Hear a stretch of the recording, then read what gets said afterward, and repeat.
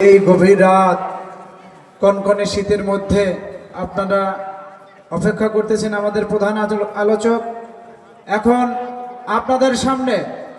আপনাদের সামনে কোরআন এবং হাদিস থেকে মূল্যবান বয়ান নিয়ে আসছেন ধর্মীয় আলোচক, গবেষক, মিডিয়া ব্যক্তিত্ব মাওলানা আবুল বাশার হেলালি সাহেব, চেয়ারম্যান আল জাদিদ শিক্ষা পরিবার ও সভাপতি, হেলালি ফাউন্ডেশন, ঢাকা। আমি হুজুরকে তার জ্ঞানগর্ভ আলোচনা করার জন্য অনুরোধ জানাচ্ছি।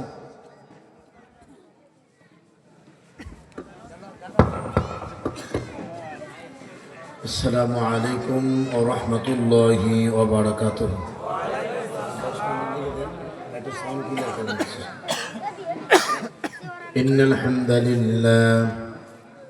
ইন্নাল হামদালিল্লাহি নাহমাদুহু ওয়া নাস্তাঈনুহু ওয়া নাস্তাগফিরুহু ওয়া নু'মিনু বিহি ওয়া নাতাওয়াক্কালু আলাইহি ওয়া নাউযু বিল্লাহি মিন শুরুরি আনফুসিনা ومن سيئات أعمالنا من يهده الله فلا مضل له ومن يضلله فلا هادي له ونشهد أن لا إله إلا الله وحده لا شريك له ونشهد أن محمدا عبده ورسوله الذي أرسله بالحق بشيرا ونذيرا وداعيا إلى الله بإذنه وسراجا وقمرا منيرا فقد قال الله تعالى في كلامه المجيد وفرقانه الحميد أعوذ بالله من الشيطان الرجيم بسم الله الرحمن الرحيم إن الله وملائكته يصلون على النبي يا أيها الذين آمنوا صلوا عليه وسلموا تسليما اللهم صل على محمد وعلى آل محمد كما صليت على إبراهيم وعلى آل إبراهيم إنك حميد مجيد اللهم بارك على محمد وعلى آل محمد كما باركت على إبراهيم وعلى آل إبراهيم إنك حميد مجيد বদর দেখিনি, ওহুদ দেখিনি, খন্দক দেখিনি, তাবুক দেখিনি, কোরআন হাদিস পড়ে শুনে জেনেছি আমি সংগ্রামী ছিল আমার নবীর জীবনী, সংগ্রামী ছিল আমার নবীর জীবনী। ঠিক না বলেন? ইমাম খতিব ছিলেন নবী সারা জীবন ধরে, রাষ্ট্রনায়ক বিচারপতি স্বামী ছিলেন ঘরে। ঠিক না বলেন? ইমাম খতিব ছিলেন নবী সারা জীবন ধরে, রাষ্ট্রনায়ক বিচারপতি স্বামী ছিলেন ঘরে। সেই নবীজির কিছু জীবন মানলে হবে নি, সংগ্রামী ছিল আমার নবীর জীবনী। বদর দেখিনি, ওহুদ দেখিনি, খন্দক দেখিনি, তাবুক দেখিনি, কোরআন হাদিস পড়ে শুনে জেনেছি আমি সংগ্রামী ছিল আমার নবীর জীবনী, সংগ্রামে ছিল আমার নবীর জীবনী। মজ্জাস মোহতারাম,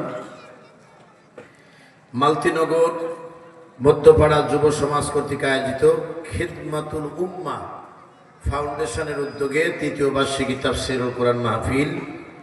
উক্ত মাহফিলের সভাপতিত্ব করছেন আলহাজ আবু সাঈদ তালুকদার, মুজিবর জয়নব নুরানী হাফিজা মাদ্রাসা সমিতির প্রতিষ্ঠাতা পরিচালক। জনাব অতিথিবৃন্দ, প্রধান অতিথি এবং প্রধান মেহমান ভিপি আইনুল হক, জাতীয়তাবাদী দল বিএনপি মনোনীত তারাস, রায়গঞ্জ এবং সরঙ্গার এমপি পদপ্রার্থী, এবং আপনাদেরকে আলোচনা রেখে ধন্য করেছেন বিশিষ্ট আলেমে দ্বীন, বিশিষ্ট ইসলামী স্কলার, বিজ্ঞ এবং প্রাজ্ঞ একজন আলেমে দ্বীন। আপনাদের ধন্য যে আপনাদের আগামী জাতীয় সংসদ নির্বাচনে একজন আলেমকে ক্যান্ডিডেট হিসেবে পেয়েছেন আপনারা। শহীদি কাফেলা বাংলাদেশ জামাত ইসলামী মনোনীত এমপি পদপ্রার্থী জনাব ডক্টর মোহাম্মদ আব্দুস সামাদ সাহেব, বারাকাল্লাহ ফি হায়াতি, অন্যান্য অতিথিবৃন্দ, সম্মানিত হযরত উলামায়ে কেরাম যারা আলোচনা রেখে ধন্য করেছেন এবং মাদ্রাসার প্রদর্শন আপনারা দেখেছেন।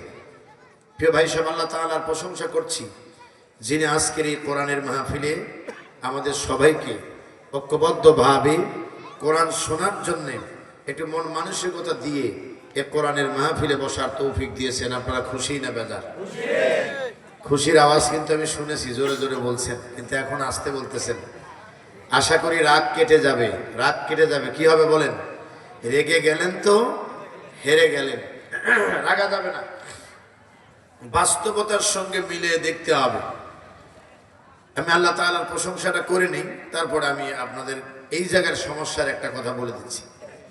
প্রিয় ভাই সব, আমি মনে করি যে মহান তাবারাকা ওয়া তাআলা ২৪-এর গণ আন্দোলনের পরেই বাংলাদেশের প্রেক্ষাপটে আমরা কিন্তু কোরআন এবং সুন্নাহর কথা শোনার একটা পরিবেশ পেয়েছি। যদিও সব জায়গায় এখনো সূর্য উদিত হয়নি, এখনো কোরআনের পথে বাধা আছে, তারপরেও অন্তত পক্ষে কথা বলার মতো পরিবেশ হয়েছে।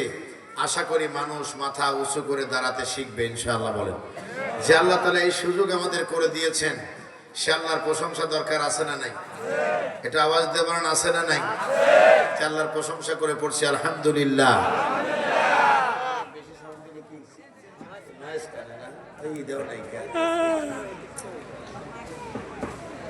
আচ্ছা দেখি তারপরে আচ্ছা আচ্ছা ঠিক আছে, ওরাও তো মানুষ। আসি ১-১.৫ ঘন্টার মুসাফির, ওরে গালি দিয়ে কি করবো? ভালো থাকো, পরে পরবর্তীতে সংশোধন করে দিও। আল্লাহু আকবার বলেন। আমার ভাইরা, ওই যে একটু আগে আমি আমল করলাম, বলে রেগে গেলেন তো হেরে গেলেন, এজন্য আমি আর রাখলাম না। আল্লাহু আকবার করব, রেগে গেলে তো আমিও হেরে যাব, তাই না? তো এই জন্য হাঁটতে আসেনি, জিততে এসেছি। যে আল্লাহ তাআলা এই সুযোগ করে দিয়েছেন, সে আল্লাহ তাআলার প্রশংসা আরো একবার করছি আলহামদুলিল্লাহ। পড়ুন সবাই, রব্বানা লাকাল হামদ হামদান কাসীরান তাইয়্যিবান মুবারাকান ফীহি। লাখো কোটি দরুদ এবং সালাম বর্ষিত হোক আমাদের একান্ত প্রিয় রাসূল, প্রিয় নেতা। এখনকার নেতার তো অভাব নেই। এ নেতা বলে যে আমি আপনাদের উন্নয়ন করে ফাটায় দেব, আর এক নেতা বলে যে আমাকে ভোট দিলে আমি কাঁপায় দেব। কথা বলেন না কেন? হ্যাঁ, উত্তর দিতে হবে। নেতার অভাব নাই। আমরা ৫৪ বছর নেতা দেখেছি, নেত্রী দেখেছি, সব দেখেছি। দেশে শেষ পর্যন্ত মনে মনে ভাবলাম সবই ভালো, আমরা যারা ভোট দিছি আমরাই সব। তাই হয়েছে না বলেন? মূল কিন্তু তাই হয়েছে। দেখেন, আমরা যারা ভোট দিছি এরাই সব। তার কারণ ১৬ বছর ভোট ছাড়াই আমরা দেশে থাকিছি। এরপরও পোস্টারে লেখা দেখেছি আপনাদের ভোটে নির্বাচিত হওয়ায় সলঙ্গাবাসীকে আন্তরিক অভিনন্দন। শয়তান তাকায় থেকে বলছে ভোট তো আমিও দেইনি, অভিনন্দন কিভাবে পেলাম? আওয়াজ নয়নে তাকিয়ে থাকে। মনে পড়লো একটা কথা, সাতক্ষীরা মাহফিলে গেছি এই পতনের আগে, এই ২৪-এর যে নির্বাচন হলো নাকি, ২৪ হয়েছে নাকি? না, ২৩-এ বোধ হয় নাকি। আচ্ছা, এই যে চলছে যে নির্বাচনটা যে হলো, এই নির্বাচনের পরেই সম্ভবত গিয়ে দেখি এক নেতার বিশাল ছবি দিয়ে লেখা আছে যে আপনাদের বিপুল ভোটে নির্বাচিত কি নয়নের মণি, হৃদয়ের পুতুলি। কথা কি বুঝছেন? মাহবুবে সুবহানি, কুতুবে নব কি, না না না, আমি ও ভাষা বলতে চাই না, আপনারা বলেন। আপনারা কেমন খুব বিরক্ত হচ্ছেন? একটু আল্লাহু আকবার জোরে বলেন। জি, কুতুবে রব্বানি গায়ে সুলকানি, একেবারেই আল্লাহর খাস বান্দা, ইসলামের প্রতি মহাব্বত এবং দরদ অনেক বেশি। এই লোকটার ছবিতে লিখছে বিপুল ভোটে নির্বাচিত হয় সাতক্ষীরা সদরবাসীকে আন্তরিক অভিনন্দন। আমি বললাম আজকে যদি ওয়াজ করে মরেও যাই তাও এর বিরুদ্ধে একটু বলবোই। এটা ছবি আমি দেখতেছি, মঞ্চে বসেও দেখতেছি। কথা কি বুঝতে পারছেন? বিশাল জনতা, আমি ভাবলাম খেলা হবে। আমি বললাম যে এই যে বিশাল ভোটে নির্বাচিত, বিপুল ভোটে নির্বাচিত, আপনারা কি কেউ ভোট দিছিলেন? না, ভোট দেন। কথা কি বুঝতে পারছেন? মাহফিল শেষে আরো কিছু কথা হলো, আমি লম্বা করবো না, এই জন্য যে আমার আলোচনা আছে। তো মাহফিল শেষে ছেলেরা আমাকে বললো, স্যার আপনি তাড়াতাড়ি গাড়ি উঠে এই দিক দিয়ে চলে যাবেন, মানে সামনে যায় না, এই দিক দিয়ে যাবেন। কেন? কয় বিপদ আছে, ওই বিপুল ভোটে নির্বাচিত, এই জন্য বিপুল মানুষ রাস্তা আটকাই দিতে পারে। কথা কি বুঝতে পারছেন? মহা মুসিবত। আমি আমার বক্তব্যে মাঝে মধ্যে বলে থাকি, শয়তান আফসোস করে এই জাতির মানুষের কর্মকাণ্ড দেখে মনে হয় বলে যে আগে জানলে তোদের মুরিদি বানাইতাম না, তোরা এত শয়তান, তোরা আমার চেয়ে দুই একটা ডিগ্রি বেশি নিছিস। এই যে আবাব সরকার তাই করছে না, শয়তান দেখে তো দূরে সরে গেছে অন্তত 2-4 মাইল। সর্বনাশ আবাল কয় কি, নাকি বলেন? মনে হয় রাগ করতেছেন আমার উপর। সর্বনাশ আবাল কয় কি, সিরাজগঞ্জের ভাষা না এটা, কয় কি? আচ্ছা, এই সিরাজগঞ্জের ভাষায় বলতেছে আবাল কয় কি, বলতেছে আল্লাহর কথা নাকি গোয়া মাথা নাই। নাউজুবিল্লাহ বলেন নাই? শয়তান দূরে সরে যা কইছে, আমি করে বারবার মানা করি এভাবে বক্তব্য দিস না, দিলে তোর এই শয়তানি কাজ বন্ধ করে দিবে মানুষ। এই দেখ ধরিলে তোরে জেলে ঢুকেছে, কথা কর না কেন? এই জন্য শয়তানও মাঝে মধ্যে কর্মকাণ্ড দেখেই আফসোস করে বলে আগে জানলে তোকে মুরিদি বানাইতাম না। তার কারণে এখন আর আমার শয়তানি করার সুযোগ থাকে না, তোরা খালি এখানে মারামারি লাগাইস, ওখানে মারামারি লাগাইস। আমার বন্ধুগণ, যে আল্লাহ তাআলা মানবতার পরম বন্ধুকে পাঠালেন, সেই নেতার চরিত্র অনুসরণে এহকালেও শান্তি, পরকালেও মুক্তি, ঠিক কিনা বলেন? সেই নেতার প্রতি আমাদের গভীর শ্রদ্ধা এবং ভালোবাসা। আমরা প্রাণ খুলে পড়ছি সাল্লাল্লাহু আলাইহি ওয়াসাল্লাম। সুপ্রিয় প্রিয় সলঙ্গাবাসী, আমি যদি একটু আগে বললাম যে এখানকার প্রবলেম বলবো, আমাকে বারবার বলা হয়েছে, আমি খুব সচেতন ব্যক্তি, আল্লাহর রহমতে আপনাদের দোয়ায়। ওনাদেরকে জিজ্ঞাসা করেছি আমাকে কয়টায় মঞ্চে দিবেন, ওনারা আমাকে বলেছেন 10টায়। আমি বলছি সিরাজগঞ্জ রোড থেকে আমাকে রিসিভ করবেন 8:30 থেকে 9টার মধ্যে। সম্ভবত এখানে এসে নেমে পড়েছি 9:20 আলহামদুলিল্লাহ বলেন। আসার পরে বললাম যে আমি কিন্তু আলোচনা করব 12টার আগে, আমাকে অন্তত 12টার আগে বললে গুনাহ হতে পারে, তো গুনাহ আর করতে চাই না, অন্তত 12টায় আমারে ছেড়ে দিয়ে, নাকি বলেন? আমি কি অযৌক্তিক কিছু বলছি? আচ্ছা, তারপরে ওনারা ছেলেরা খুব কষ্ট করে আয়োজন করেছে, ওরা বাচ্চা মানুষ, দেখে মায়াও লেগেছে, ওরাও রাজি হলো যে স্যার আপনাকে আমরা কি বলে 10:30টায় দিয়ে দিব। তো আলহামদুলিল্লাহ একেবারে আমরা প্রিপারেশন নিয়ে চলে এসেছি। বক্তা সাহেব যে কথা আমাকে বলেছেন, এই জন্য উনি আর 5 মিনিট কথা বললেন না। সেটির উনি আমাকে বলছেন যে হুজুর যদি অনুমতি দেন তাহলে 5 মিনিট আমি কথা বলি। তখন আমি হুজুরকে বলছি তাহলে আমি বাইরে বসি। কথা বলেন না কেন?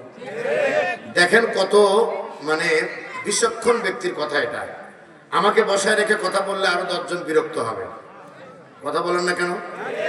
মিডিয়ায় গেলে মিডিয়ায় বলবে যে বক্তাকে বসায় রেখে, হেলালি সাহেব সিনিয়র ব্যক্তি, তাকে কেন বসায় রেখে ওয়াজ করেছে, বাজে কমেন্টস করবে। কথা বলেন না কেন? এই জন্য আমি বলেছি বাইরে বসি। তার কারণ আমি তো 12টায় চলে যাব, ওরা তো লড়া খাবে। তাহলে কি আমি অন্যায় করেছি? আমি কিন্তু পক্ষে, আসলে কারোর কোনো মেধা কখনো ধরে রাখা যায় না। আর আমার জীবনে আমি একটা কথা বলে আলোচনা শুরু করব। মাওলানা নুরুল ইসলাম অলিপুরি হাফেজাহুল্লাহ, তিনি কওমি অঙ্গনের আলেম, আমি আরবি বিশ্ববিদ্যালয়ের ছাত্র। তো আমি যেটা আপনাদের বলছি, যে ওনার নেত্রকোনা জেলা মাহফিল একেবারে কওমিদের একটা, যে এলাকাটা পরিপূর্ণ একটা উর্বর ভূমি, সেই এলাকার মাহফিলে এই কোরআন শরীফ আমার সামনে, আমি যদি মিথ্যা কথা বলে থাকি আল্লাহ যেন বিচার করেন। তো মাহফিল আমি গাজীপুর ঢাকা থেকে গিয়েছি। যাওয়ার পরে নেত্রকোনা আলিয়া মাদ্রাসার প্রিন্সিপাল সহ বসে আছেন মঞ্চে, গুরুত্বপূর্ণ আলেমরা, হাজারো মানুষ। নুরুল ইসলাম অলিপুরি তিনি যাবেন, এজন্য অনেক মানুষ আওয়ামী লীগের আমলে। এক পর্যায়ে আমাকে মঞ্চে নিয়ে যাওয়া হলো। সেই মঞ্চে নিয়ে আমাকে এক সাইডে বসায় রেখে আমার পূর্বের বক্তা ঘুরে ঘুরে তাকে একটু করে দেখে আর ওয়াজ করে। এই ওয়াজের সময় প্রায় নাও হলে 35 থেকে 40 মিনিট আমাকে বসায় রাখবে পাশে। আমি চুপচাপ বসে আছি, সবাই বিব্রত। এক পর্যায়ে আমাকে মঞ্চে যখন সময় দেওয়া হলো, তখন অলিপুরি সাহেবের নামছে স্লোগান শুরু হয়ে গেছে। তাহলে বলেন তো, উনি তো মঞ্চে চলে আসবে লুঙ্গি একটা পরে, একটা স্বাভাবিক জামা গায়ে দিয়ে অলিপুরি সাহেব মঞ্চে চলে আসবেন। কিছুক্ষণ পর উনি ধীরে ধীরে মঞ্চে আসতে লাগলেন। আমি আর নাহমাদু সুর করে বললাম না।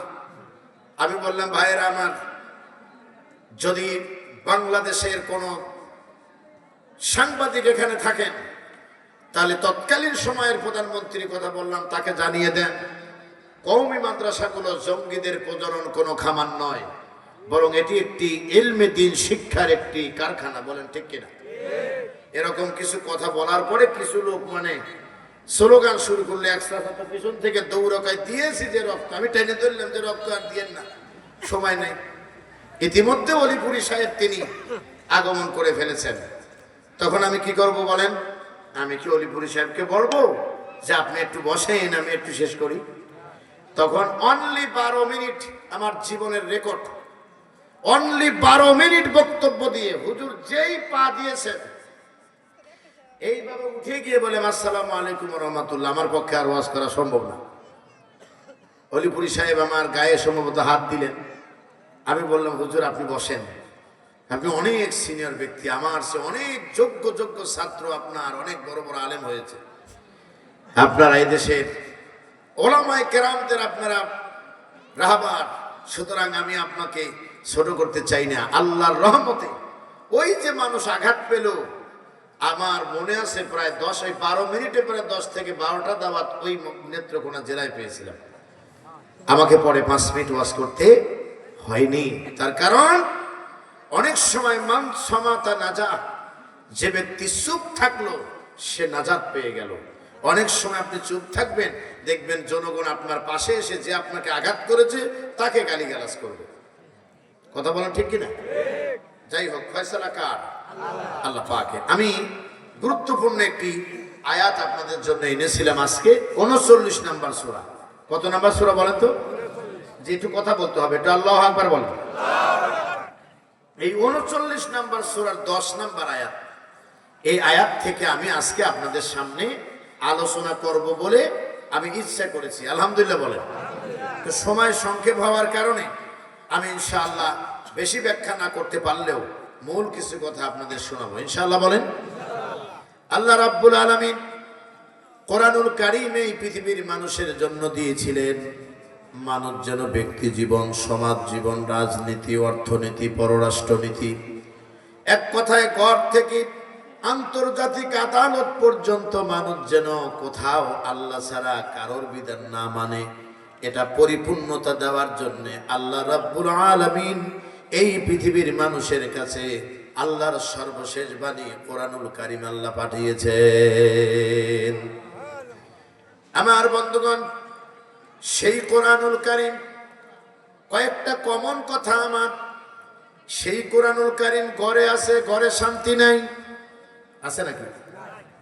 তাহলে আসতে বলতেছেন কেন? সেই কোরআনুল কারীম মসজিদে আছে, মসজিদে হক কথা নাই। সেই কোরআনুল কারীম মাদ্রাসায় আছে, মাদ্রাসার সিলেবাসে ইসলামের আসল জিনিস জিহাদটা নাই। এই কোরআন দেওয়া আছে পার্লামেন্টের অধিবেশনে, তেলাওয়াত করে উদ্বোধন করে পার্লামেন্টে কার্যক্রম চালানো হয়, কিন্তু সেই পার্লামেন্টে আবার কোরআন বিরোধী আইন পাশ করা হয়। এই কোরআনকে মাহফিলের মঞ্চে দেওয়া হয়, মঞ্চে দিয়ে বক্তাকে দাওয়াত দেওয়ার সময় একবার বুঝায়, কথা বলেন না, যেদিন মাহফিল হবে সেই দিন বুঝায়, এলাকার নেতাকে দিয়ে বুঝায়, আসার পরে বুঝায়, মঞ্চে এসে আবার বুঝায়। তাতে বক্তা অবুঝ মানুষ, ইনি কিছু বোঝে না, একেবারে সুন্দর করে বুঝায়। হুজুর এমন ওয়াজ করবেন আমাদের এলাকার সব যেন খুশি হয়ে যায়। কিন্তু যদি জিজ্ঞাসা করা যায়, বাবা বলো তো তোমাদের এলাকায় চোর আছে নাকি? বলে হ্যাঁ চোর আছে। তোমাদের এলাকায় ঘুষখোর আছে নাকি? কয় আছে। তোমাদের এলাকায় সুদখোর আছে নাকি? বলে আছে। তোমাদের এলাকায় জেনাকার হাইজাকার আছে নাকি? বলে আছে। গত রাত্রে যখন মাহফিল করে আসতেছিলাম চাপাই নবাবগঞ্জের কাছ থেকে, অর্থাৎ রাজশাহী জেলার একেবারে শেষ বর্ডার এবং শেষ উপজেলার নাম হলো গোদাগাড়ি। এই গোদাগাড়ির রাজাবাড়ি বাস স্ট্যান্ডের ঐতিহাসিক তাফসীরুল কোরআন মাহফিল, বিশাল বড় মাঠ। সেই মাহফিল করে যখন আসতেছিলাম, রাত তখন প্রায় 1:30 বাজে। নাটোরের শহর পার দিয়ে, মাদ্রাসা মোড় পার দিয়ে বনপাড়ার মাঝামাঝি যেই এসেছি, কিছু দামাল ছেলে মানুষের গাড়ি আটকায়া ডাকাতি করতেছে। এই গত রাত্রে ঘটনা, ডাকাতি করতেছি। হঠাৎ করে দেখলাম চতুর্দিকে গ্লাস দিয়ে ভাঙা। ড্রাইভারকে বললাম, ড্রাইভার লক্ষণ কিন্তু ভালো নয়।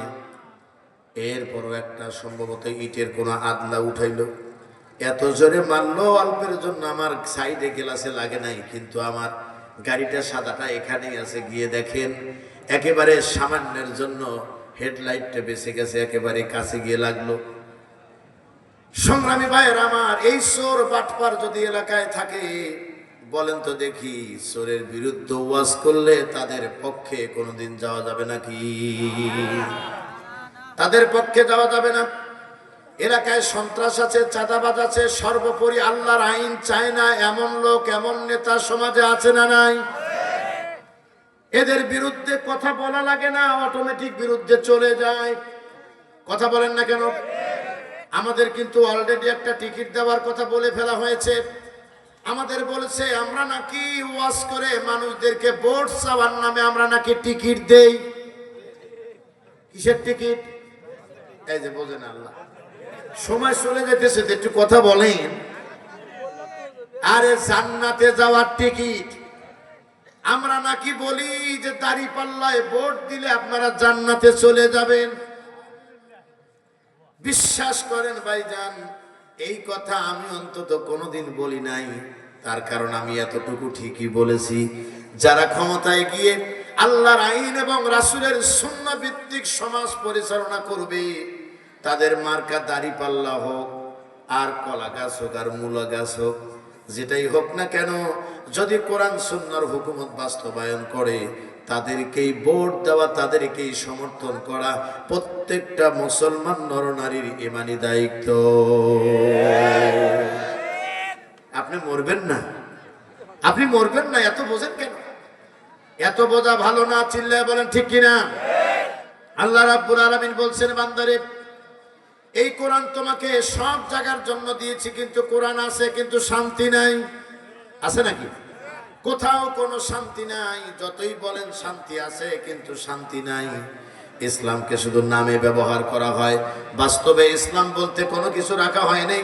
সব কিছু শেষ করে দিয়া বিগত 16 বছরের ইসলামের 12টা বাজায় দিয়া এখন দিল্লি বসে বসে হুঙ্কার দেয় আর বলে আমি আসব, আবার বিচার করব। আমরা বলছি এই মাঘে আর শীত হবে না। আরো চিল্লায় বলেন ঠিক কিনা? আমার বন্ধুগণ, আমি কি কিছু সময় আলোচনা করব? দয়া করে মেহেরবানি করে আপনারা খেয়াল করবেন, আমরা 11:50 পর্যন্ত কথা বলবো। এখন বাজে 11:12, তাহলে আর মাত্র 38 মিনিট। কথা কত গুরুত্ব হবে আপনি একটু আগে বোঝেন। আপনার মতো আমি এখানে থাকবো না, আমাকে যেতে হবে খুলনা অঞ্চলে। সংগ্রামী ভাইয়ের আমার, 10 নম্বর আয়াতে আল্লাহ পাক বললেন কুল হে নবী আপনি বলে দেন। কে বললেন? আরো জোরে বলতে হবে, কে বললেন? কুল হে নবী আপনি বলুন ইয়া ইবাদি হে আমার বান্দাগণ আল্লাযীনা আমানুত্তাকু রাব্বাকুম তোমরা যারা ঈমান এনেছো বা ঈমানের দাবি করো তারা আল্লাহকে ভয় করো। ঈমানের দাবি যদি করো কাকে ভয় করো? হ্যাঁ ভাই সবাই হয় নাই, আপনাকে আল্লাহকে ভয় করেন। এই জন্য তো একটু আগে বললাম যে হক কথা কিন্তু সবার সহ্য হবে না। আমার জানা মতে বাংলাদেশের যতগুলো জায়গার নাম বলবো শুনলে আপনি বলবেন হা হা হা হা। বাংলাদেশের আপনার গ্রামের মসজিদের বুকে হাত দিয়ে বলেন তো ইমাম সাহেব কি হক কথা বলতে পারে? কথা বলে না। মসজিদে নামাজ পড়তে যায় কারা? হিন্দু যায়, খ্রিস্টান যায়, ইহুদি নাসারা কেউ যায় নাকি? কেউ যায় না, মুসলমানরা যায়। অথচ মুসলমানদের মসজিদে সুদের বিরুদ্ধে বললে ইমামতি চলে যায়, ঘুষের বিরুদ্ধে বললে ঘুষখোর তাকে হেনস্থা করে তাড়িয়ে দেয়। সমাজে যারা বিচারের নামে মানুষের টাকা লন্ডভন্ড করে চুরি করে খায় তাদের বিরুদ্ধে কথা বললে ইমামতি তো দূরের কথাই হুজুরের জীবনী বাঁচা কঠিন। কথা বলেন। তাহলে আমার প্রশ্ন হলো মসজিদে যায় কারা? বাবাজি আমি কি অযৌক্তিক বলেছি বলেন? মসজিদে যায় কারা? যায় মুসলমানের নামদারি মুনাফিকরা। আর আমার জানা মতে মসজিদে 3টা কারণে হক কথা বন্ধ হয়ে গেছে। একটু কান খুলে শোনেন, বলতে চাইলাম না কিন্তু বলালেন আপনারা, বলবো নাকি? 3টা কারণে হক কথা বন্ধ হয়েছে। 1 নাম্বার হলো অধিকাংশ মসজিদের কমিটির সদস্য যারা হয় তারা ইসলাম বোঝে না, কোরআন বোঝে না, নামাজ বোঝে না। যেভাবে উত্তর দিলেন তাতে আপনারাই ওই কমিটির সদস্য। আরে ঠিকই কখনো মানে শোনে নাকি? কি শোনেন? খেলা হবে, আল্লাহু আকবার কোন? খেলবে চাইলাম না, তা দেখলাম খেলা লাগবে। আল্লাহু আকবার। কেউ দিলের কথা ভুলে গেছেন নাকি? শরীরে শক্তি নাই, কিছুই নাই, ওপেন হার্ট সার্জারি করা মানুষ, তাও মাইক পাইলেই খেলা হবে। মাখরাজ করে বলে, ঠিক কিনা বলেন? তো মাখরাজ করে বলে সে যদি এত পাওয়ার পায়, আপনার তো পরিপূর্ণ বডি, ক্লিয়ার বডি, একটু আওয়াজ দিয়ে বলেন তো আল্লাহু আকবার। এইবার কাজ হয়েছে মোটামুটি, তাও মাঝে মধ্যে 2-4 জন আপ ডাউন করছে, তো হুজুর আমি এই দলে নাই। আচ্ছা না থাকলেন আপনি উচিত কথাটা শুনে যান, বলবো কি? তাই শোনেন। অধিকাংশ মসজিদ কমিটির সদস্য আপনি খেয়াল করে দেখবেন 5 ওয়াক্ত নামাজ তো দূরের কথা, ইসলামও বোঝে না, ওযুর ফরজ কয়টা তাও জানে না। এলাকায় দাপট আছে, টাকা আছে, ছেলে চাকরি করে, তার যদি নাম না দেওয়া যায় দেখবেন কমিটি টেকে না। আমার কাছে শোনা দরকার নাই, এই হুজুরকে দিয়ে গেলাম, হুজুর আপনি কিন্তু বলবেন হুজুরকে দিয়ে গেলাম সূরা তওবা 9 নম্বর সূরা 18 নম্বর আয়াত। আল্লাহ বলছেন এইখানে 5টা গুণ বলেছে মসজিদ দ্বারা পরিচালনা করবে তাদের। কয়টা?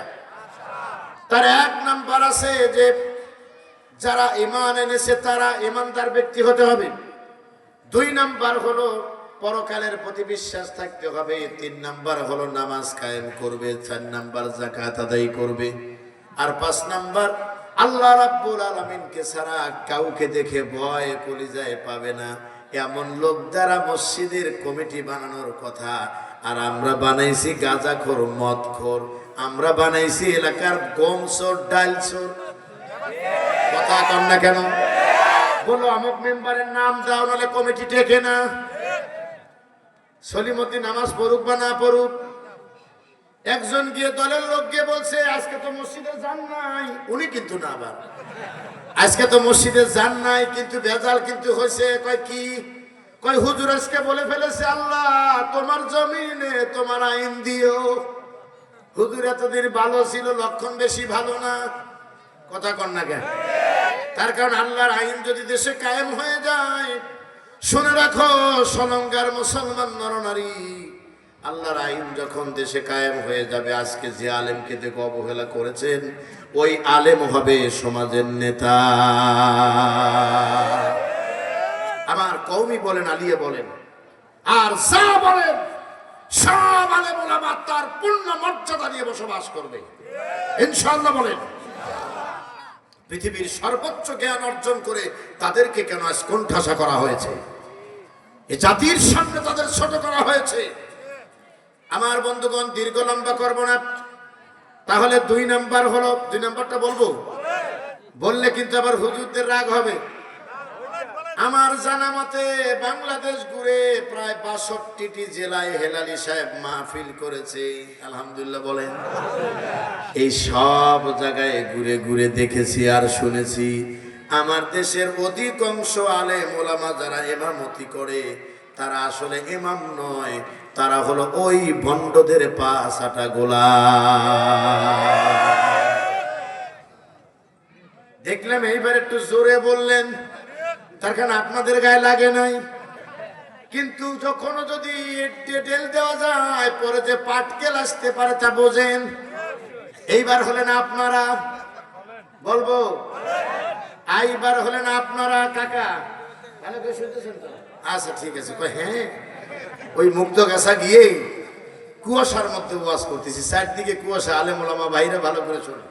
এত কুয়াশা যে আল্লাহ যাবো কিভাবে পরে, তো ভাবলাম ওয়াজ তো করি, যা হয় হবে নি।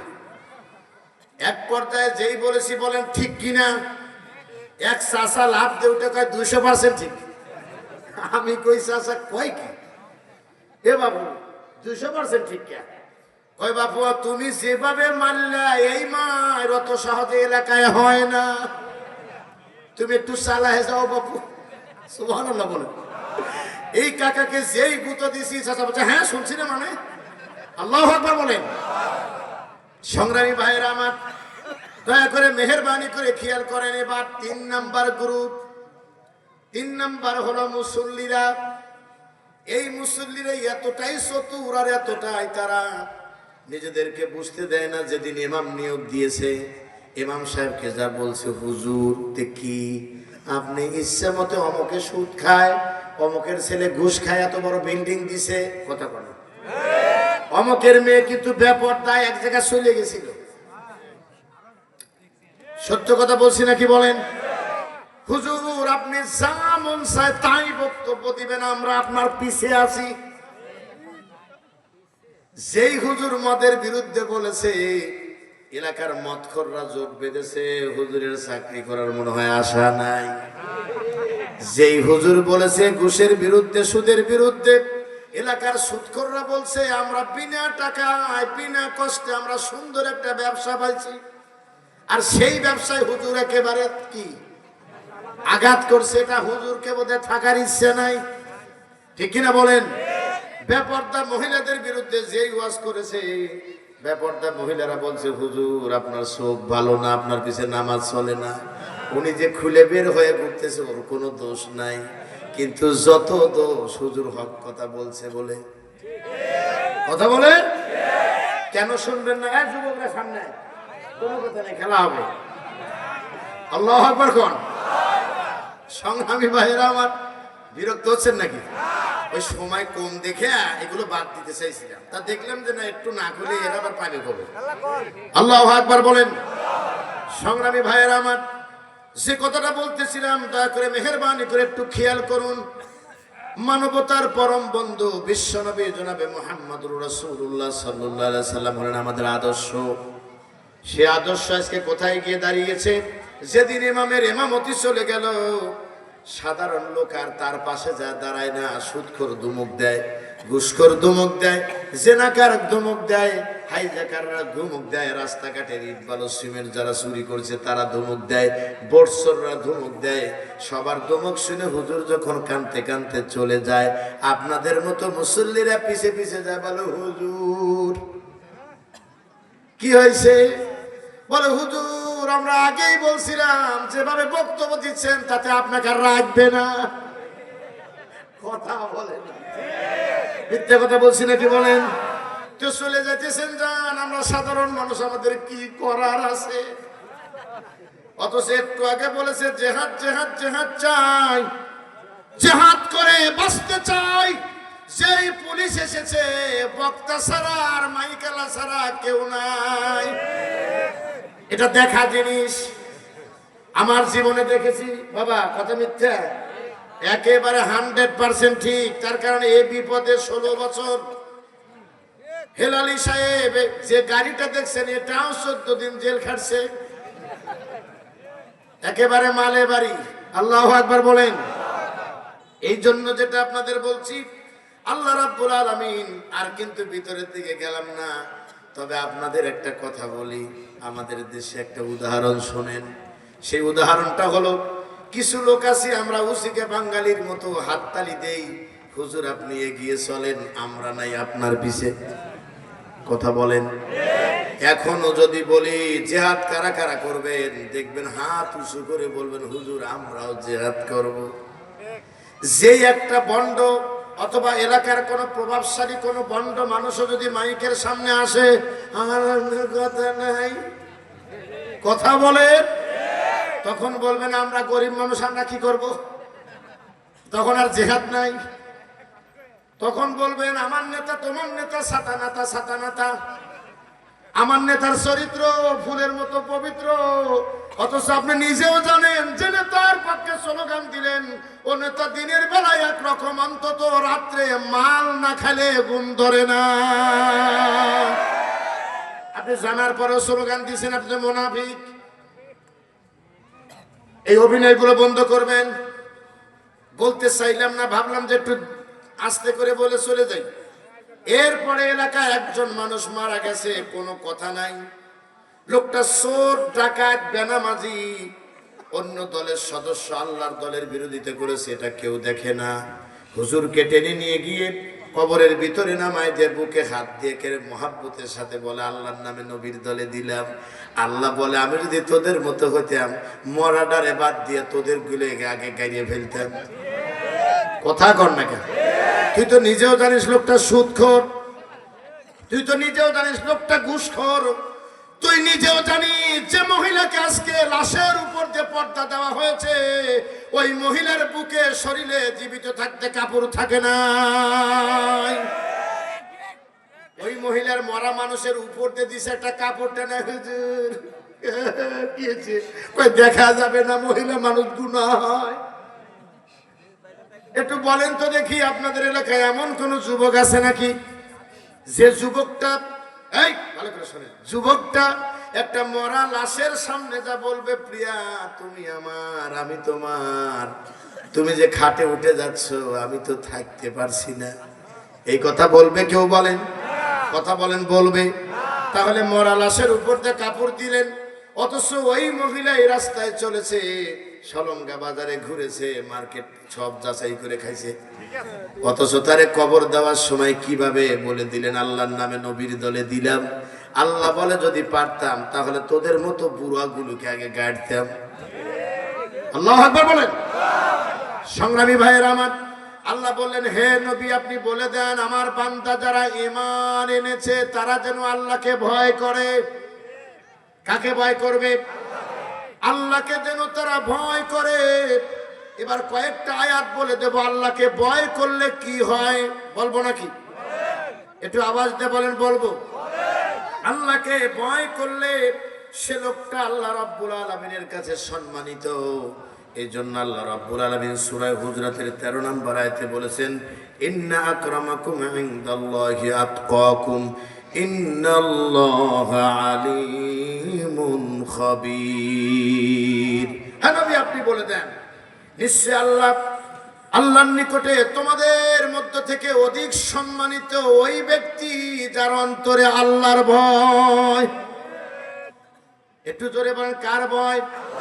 আল্লাহর ভয় যদি কারোর কলিজায় থাকে, তার দ্বারা কয়েকটা কাজ করা কোনোদিনও সম্ভব নয়। যদি আপনারা অনুমতি দেন আপনাদের বিরুদ্ধে গেলেও বলবো। একটু আওয়াজ দিয়ে বলেন, বলবো। এক নাম্বার হলো আল্লাহর ভয় যদি কারোর কলিজায় থাকে, সে কোনোদিন ভোট চুরি করতে পারে না।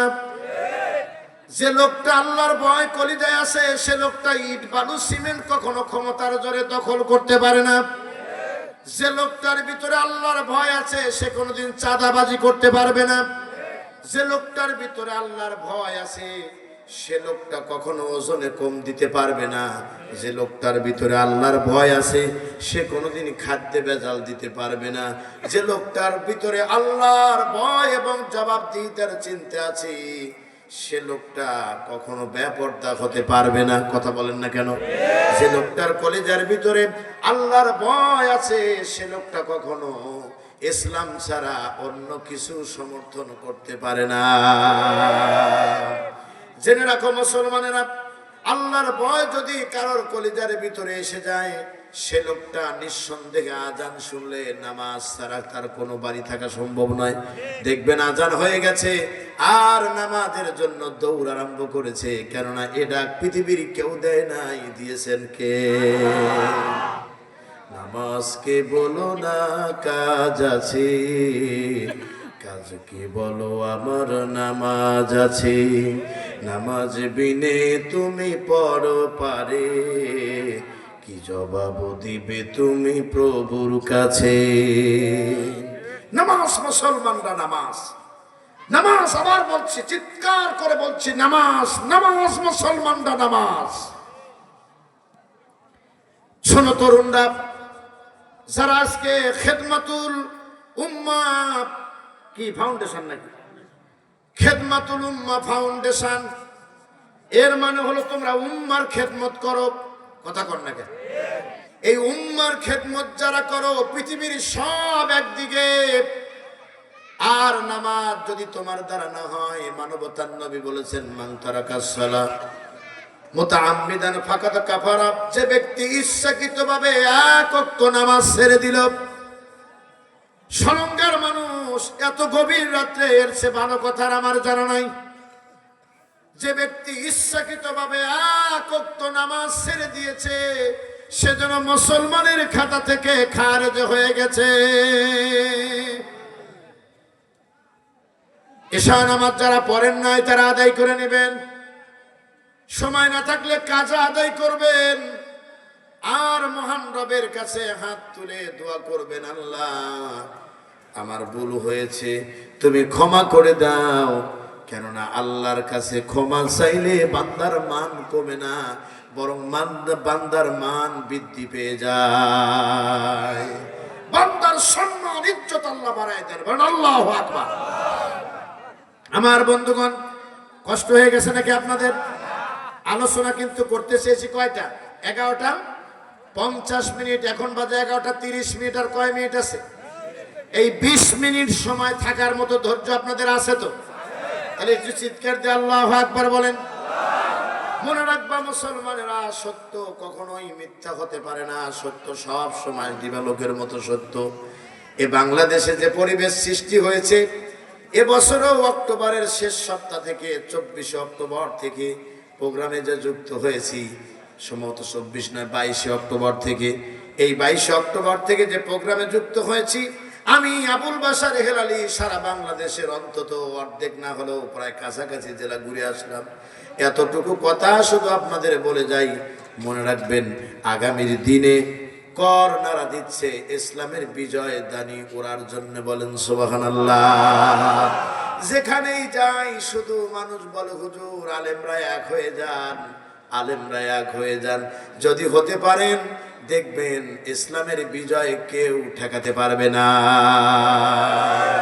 বলো আল্লাহু আকবার। সংগ্রামী ভাইয়েরা আমার, তাহলে যদি কোনো ব্যক্তি আল্লাহর ভয় কলিজায় জাগ্রত হয় এবং ভয় কলিজায় আনতে পারে, তার জন্য কি হবে? সে অধিক সম্মানী ব্যক্তি হবে।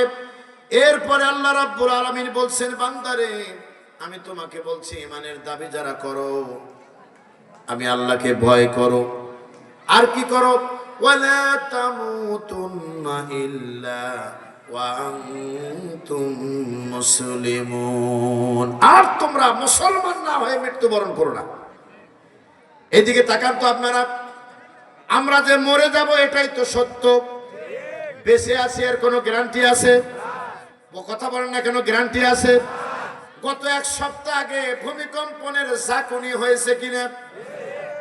আরে একটু শুধু আল্লাহ নাড়া দিয়েছেন, সব বিল্ডিং থেকে কার উপর দেখে বেরিয়ে যাবে বাঁচার জন্য। আল্লাহ বলছেন বাঁচার কোনো রাস্তা নাই, আমি যারে ধরি কেউ তারে ছাড়াতে পারে না। আমার পরিকল্পনা বড় কঠিন। ইন্নাহুম ইয়াকিদুনা কাইদা ওয়া আকিদু কাইদা। আল্লাহ বলছেন তোমরা করো ষড়যন্ত্র, আর আমি আল্লাহ করি পরিকল্পনা। আমার পরিকল্পনার উপর দিয়ে কেউ উল্টা পরিকল্পনা করবে, এমন পরিকল্পনাকারী আসমানেও নাই, জমিনেও নাই। আল্লাহ পরিকল্পনা করছিলেন কি বলবো? আল্লাহ পরিকল্পনা করলেন, বিগত সরকার বলেছিলেন আমরা 24 নয়, আমরা 41 সাল পর্যন্ত আমরা গর্ভবতী। কত সাল? খেলা হবে, আরো জোরে বলেন কত সাল? 41 সাল। আল্লাহ বলে জুলুম একটু বেশি হয়ে গেছে। 41 নয়, বরং যে মাসে খুব মাতামাতি করো ওই মাসের 5 তারিখেই বিদায় করে দেব। আল্লামা সাইদি বলেছিলেন এমন একদিন আসবে যেভাবে অত্যাচার জুলুম নির্যাতন চলছে আর নিপীড়ন চলছে, এমন একদিন আসবে পালানোর জন্য ইন্দুরের গর্ত পর্যন্ত খুঁজে পাবে না।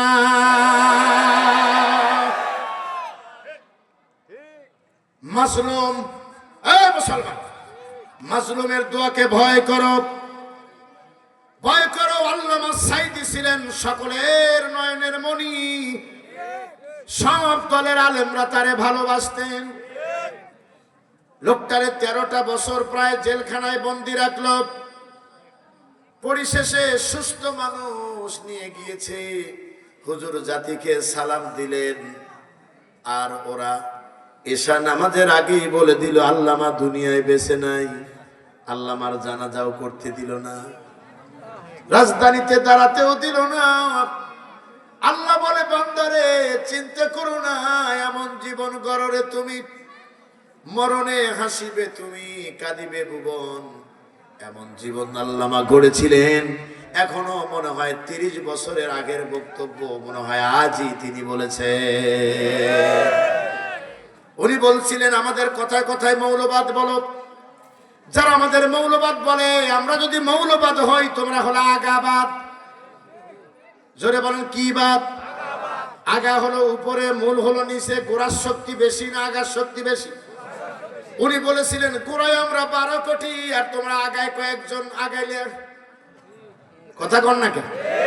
12 কোটি মিলে আস্তে করে গোড়া ধরে যদি নাড়া দেই, উড়ে গিয়ে মামু বাড়ি দিল্লি যা পড়বা।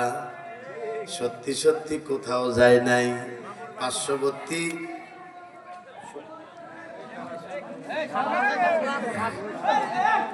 আপনাদের কষ্ট হচ্ছে? সংগ্রামী ভাইয়েরা আমার, একটু মেহেরবানি করে খেয়াল করেন। সময় চলে গেছে না ভাই, শোনেন, আসলে কথা আপনারা শুনবেন এটা সত্য, কিন্তু একবার ভাববেন আমার এই ভাইটাও তো সারা দেশে কথা বলে, একটু ঘুমের জন্য, বুঝছেন কি বলবো আর আপনাকে, মাদ্রাসা বিভিন্ন কাজ, এই বিপদে এসে দাঁড়ায় থাকে। আল্লাহু আকবার বলেন। শোনেন, আমি কিন্তু আপনাদের মূল্যায়ন করে কথা বলছি। বাচ্চারা যারা বাইরে একটু গোলযোগ করেছে এদেরকে থামিয়ে দিন। আমরা আর অল্প সময় কথা বলে আমরা একটু মহান তাবারক ওয়া তাআলার কাছে মোনাজাতে শামিল হব, ঠিক কিনা বলেন? আজকে মরলে কাল কি দুদিন, পরের দিন কেউ কাঁদবে না। যাদের জন্য করলা কামাই, মরলে তারা চিনবে না। থাকতে সময় করো আমল, এমন করো খাটি, শেষ নিদানে তোমার আমার 3.5 হাত মাটি। এই কথাটুকু মনে করে এতটুকু আলোচনা শোনো। আল্লাহু আকবার বলেন।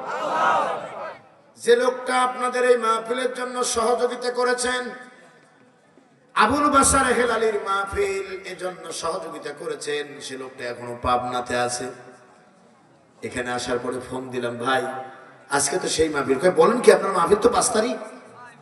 বলে 5 তারিখ ছেলেরা আবেদন করার কারণে 5 তারিখ পাবনা চলে গিয়েছে, পাবনা চাটমোহর। আল্লাহু আকবার বলে। কিন্তু ছেলেরা পেয়েছে 1 তারিখ। আমাকে দাওয়াত দেওয়ার কারণে আপনারা কেউ খুশি? আল্লাহু আকবার বলেন। কথাটা বলতে দেন, আর যেন কোনো জ্ঞানজাম না হয়। সংগ্রামী ভাইয়েরা আমার, কোন কথাটা যেন বলতেছিলাম বলেন তো দেখি। দিল্লি চলে গিয়েছে, অথচ পাশের রাষ্ট্র হলো ত্রিপুরা। আমি যেগুলো চিনি সেইগুলোর নাম বলি, যেসব এলাকায় আল্লাহ আমাকে নিয়েছে, আলহামদুলিল্লাহ বলে। ত্রিপুরা, আসামে তো প্রচুর পরিমাণ দাওয়াত, দাওয়াতের কোনো শেষ নাই। এরপরে মেঘালয়, হাওড়া, এরপরে 24 পরগনা, কলকাতা, এরপরে দক্ষিণ উত্তর দিনাজপুর, এগুলো জেলার নাম।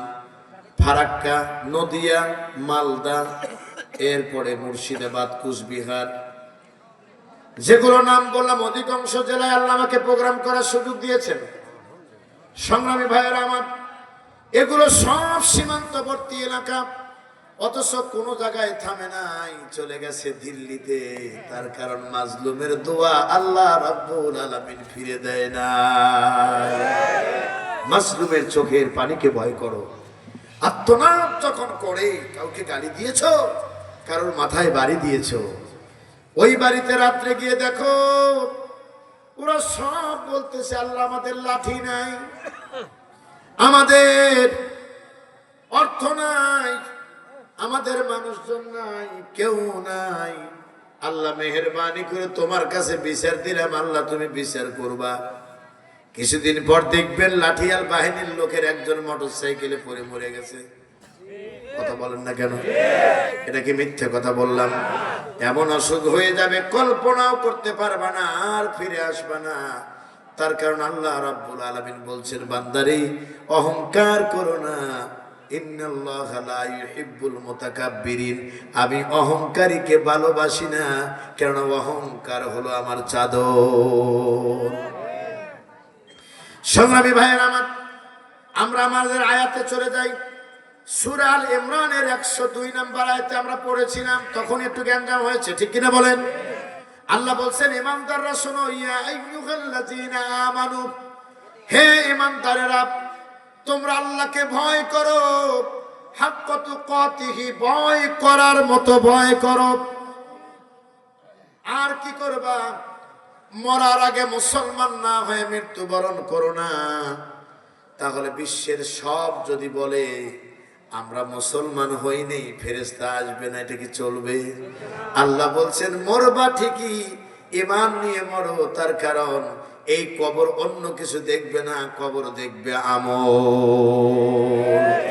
6 দিন পর নখ খসে যাবে, 9 দিন পর চুল।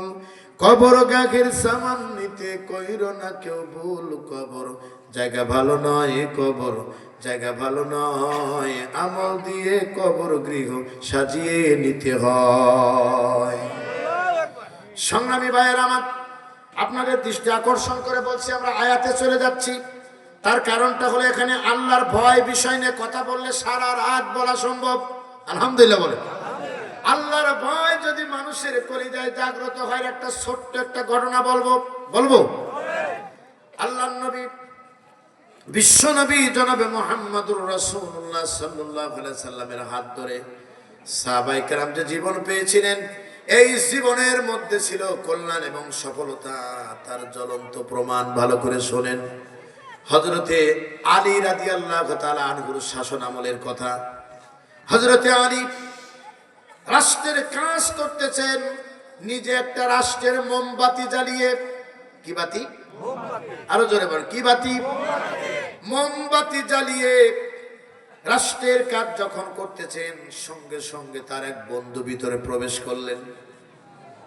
বন্ধুর সঙ্গে কথা না বলে কাজ চালিয়ে যাচ্ছে। হঠাৎ করে কাজ শেষ করে মোমবাতিটা নিবায়া, পাশে ছিল আরেকটা মোমবাতি, এইটা লাগায় নিলেন। হযরতে আলীকে জিজ্ঞাসা করলেন, আলী, একই ধরনের মোমবাতি, এটা নিবানো এবং জ্বালানোর ভিতরে হিকমত কি? বলে, তুমি জানো না, এতক্ষণ ছিলাম রাষ্ট্রীয় কর্মচারী, রাষ্ট্রের কাজ করেছি, আর এখন ব্যক্তিগত কথা বলবো বলে আমি আমার ব্যক্তিগত বেতনের টাকা দিয়ে কেনা মোমবাতি লাগিয়েছি, কেননা কেউ না দেখলে দেখবেন আমার আল্লাহ। বলেন তো দেখি, এরকম শাসক যদি আমার দেশে হয়, আমরা 54 বছর কারোর নাম ধরে বলছি না, কারোর কিছু বলছি না, আমরা 5 বার চ্যাম্পিয়ন হয়েছি দুর্নীতিতে। কথা বলেন না কেন? আমাদেরকে দোষ দেয় মানুষ, আমাদের কেউ যদি বলে তোরা দুর্নীতিবাজ, আমরা কষ্ট পাই। সারা দেশে কত চাঁদাবাজ আছে, চাঁদাবাজের নাম বললে চাঁদাবাজদের কলজায় আগুন লেগে যায়। কথা বলেন না কেন? অথচ চাঁদাবাজি করছি বলেই তো মানুষ আমাকে চাঁদাবাজ বলেছে, ঘুষ খেয়েছি বলেই তো মানুষ ঘুষখোর বলেছে, জেনা করছে বলেই তো জেনাকার বলেছে, পরের মেয়েকে ইফতিজিং করেছে বলে তো ইফতিজার তার নাম দেওয়া হয়েছে। খুব খারাপ, আমরা অন্যায় করব কিন্তু মানুষ আমাদেরকে খারাপ বলবে, তা যেহেতু আমরা চাই না। মনে রাখবা, এটা যেন তেন ভুল নয়, এটা হলো নিজেকে অন্যায় কাজ থেকে দূরে না রেখে বরং নিজের অন্যায়কে সমর্থন দেওয়া। বলেন ঠিক কিনা? সংগ্রামী ভাইয়েরা আমার, এরপরে আরেকটি আয়াত আপনাদের সামনে বলবো, যেহেতু যুব সমাজের মাহফিল বলবো। আল্লাহ রাব্বুল আলামিন সূরা তাওবার 119 নম্বর আয়াত, কত নাম্বার? আরো জোরে বলেন। 119 নম্বর আয়াতে বলেন, ইয়া আইয়ুহাল্লাযীনা আমানু তাকুল্লাহ, হে পৃথিবীর মানব মণ্ডলী, তোমরা আল্লাহকে ভয় করো। আওয়াকুনু মা'আস সাদিকিন, আর তোমরা দুনিয়ায় যারা সত্যবাদী তাদের বন্ধু হয়ে যাও। সুবহানাল্লাহ বলেন। আরে হয় না, এত সুন্দর কথা আল্লাহ বলছেন, আপনারা বুঝতে পারেন না? আল্লাহ বলছেন আমাকে ভয় করো, আর এই ভয় করেই শুধু ক্ষান্ত নয়, বরং ভয় করার পরে তোমরা ভালো মানুষদের সঙ্গী জীবনের বানাও। সুতরাং আপনি কার সঙ্গে চলছেন, যাকে আপনি অনুসরণ করছেন ও আসলেও নামাজি কিনা, যাকে আপনি অনুসরণ করছেন সে আসলেও সুদ ঘুষ মুক্ত কিনা, যাকে আপনি অনুসরণ করছেন সে আসলেও ভালো মানুষ কিনা, তা যদি না হয় তাহলে কিয়ামতের দিন সেও যেখানে যাবে তোমারও সেখানে যেতে হবে, কোন রকমের কোনো ভুল সেদিন হবে না। সুতরাং আজকের উম্মাহ ফাউন্ডেশন, ভালো করে শোনো, খিদমাতুল উম্মাহ ফাউন্ডেশনের সদস্যরা ভালো করে শোনো। জীবনে নেতা নির্বাচন করতে গিয়ে বিপদে পড়ো না। তুমি নিজেও জানো নেতা মদখোর, গাঁজাখোর, ছিনতাইকার, হাইজাকার, রাস্তাঘাটের ইট বালু সিমেন্ট খায়। তুমি তাকে অনুসরণ না করে নিজে বন্ধ থাকো, তাও তুমি গুনার কাজে যেও না। মনে রাখবা, এই যৌবনের তাড়নায় গুনাহ করলা ঠিকই, গুনাহ আমল নামা থেকেই যাবে, কিন্তু যৌবন কিন্তু একদিন হারিয়ে যাবে। এই যৌবন কিন্তু তোমার থাকবে না, এই যৌবন একদিন হারিয়ে যাবে। সুতরাং আজকের এই যুব সমাজের তৃতীয়তম বার্ষিকী মাহফিলের বিষয়টা আপনাদের বলে যাচ্ছি। এই যুব সমাজ আপনাদেরকে একটা সুন্দর একটি পরিবেশ উপহার দিয়েছে। ওরা ইচ্ছা করলে এখানে গানের আয়োজন করতে পারতো, ওরা ইচ্ছে করলে এখানে বিভিন্ন রকমের বাদ্যযন্ত্র আনতে পারতো, বাউল গান দিতে পারতো। আর বাউল নামের ফাউলরা এসে নারীদের নিয়ে খারাপ বলে গান করতো, পুরুষকে নিয়ে খারাপ বাজে বাজে গান বলতো, আর তাদের প্রেম বাজা মানুষকে বুঝাইতো। কথা কর নাকি? এইগুলো বুঝাইতো। ওরা তা না করে 3টে বছর এবার চলে গেল, দেশের বিজ্ঞ আলেমদের দিয়ে কোরআনের দার্সের ব্যবস্থা করেছি। আমি দৃঢ়ভাবে বিশ্বাস করি প্রত্যেকটা সদস্য কিয়ামতের দিন আল্লাহ রাব্বুল আলামিনের কাছে এত নেকি নিয়ে হাজির হবে যা কল্পনাও করতে পারবে না। তবে দিলকে পরিশুদ্ধ করতে হবে। এ ব্যাপারে ওলামায়ে কেরাম আছেন, ওনাদের কাছ থেকে জানবেন, আমার চেয়ে ওনারা ভালো বলেন। এখানে যত আলেম ওলামা চারদিকে আছে, এক একজন আলেমকে যদি মাইক দেন তাহলে ওনারা আমার চেয়েও গুছিয়ে ভালো অনেকে বলতে পারবেন। ওনাদের সম্মান রেখে বলছি, নবীজি বলেছেন, আখলিস দীনাকা ইয়াকফিকাল আমালুল কলিল, তোমার দিলকে পরিশুদ্ধ করো, ঈমানকে খাঁটি করো, অল্প আমল তোমার মুক্তির রাস্তা দেখায়া দিবে।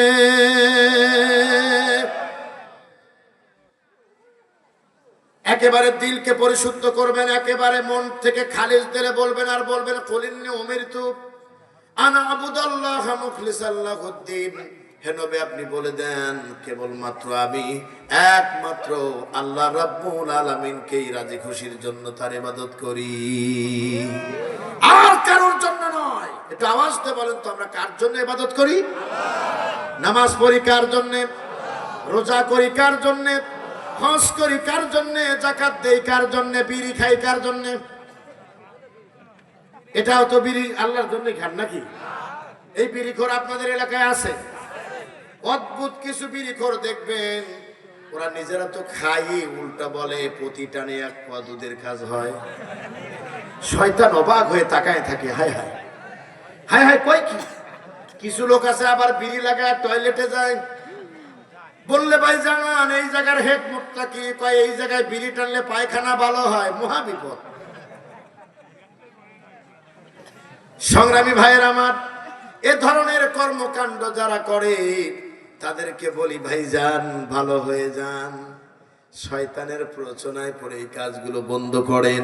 মনে রাখবেন, শয়তান কিন্তু চ্যালেঞ্জ দিয়ে আল্লাহর কাছ থেকে এসেছে তিনটে কাজের ওয়াদা নিয়ে। এক নাম্বার বলবো নাকি? আগে সময় দিয়ে দিন।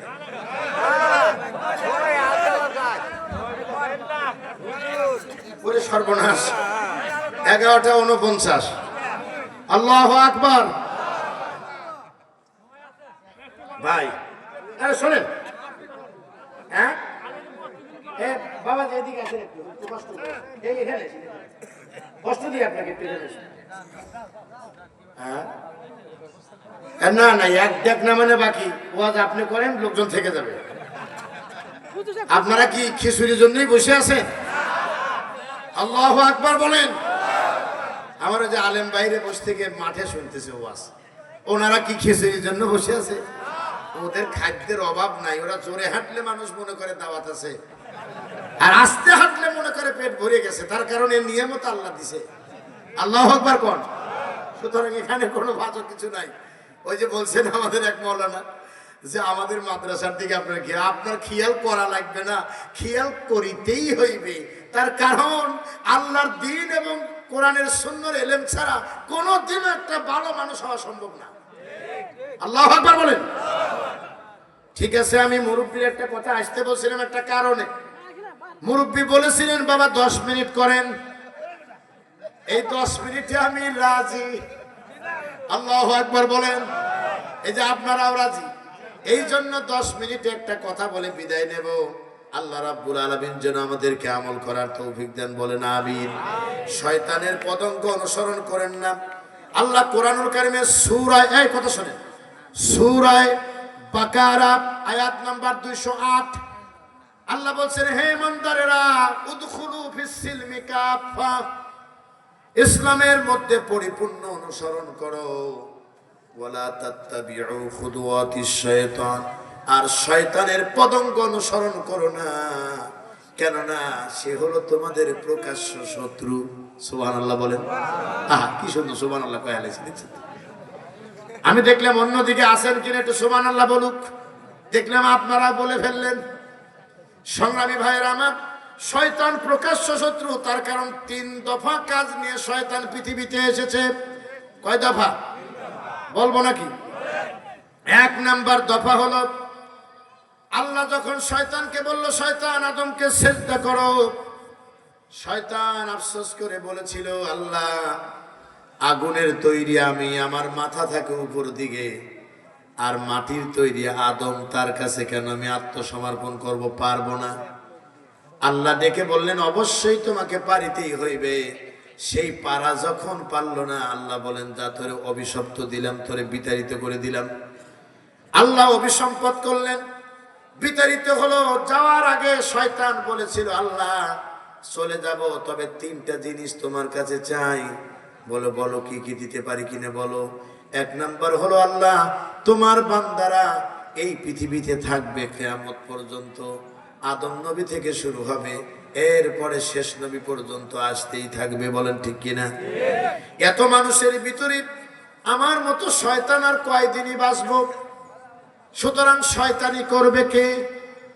আমার একটু সুযোগ দাও, আর আমার হায়াত এত বাড়ায় দাও, কিয়ামত পর্যন্ত হায়াত দিবা, যেন আমি তোমার কিছু বান্দারে এদিক ওদিক চালায়া আমি তাদের কিনে একটা দল তৈরি করতে পারি, যে দলের নাম হলো শয়তানের দল।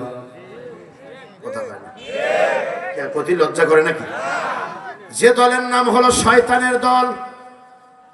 প্রিয় ভাই সব, আমার দিকে একটু লক্ষ্য করেন, কথাটা কত বড় গুরুত্বপূর্ণ আমি বলেছি। আপনারা কেউ হেসেছেন আর চিন্তা করেন নাই। আমি বলি,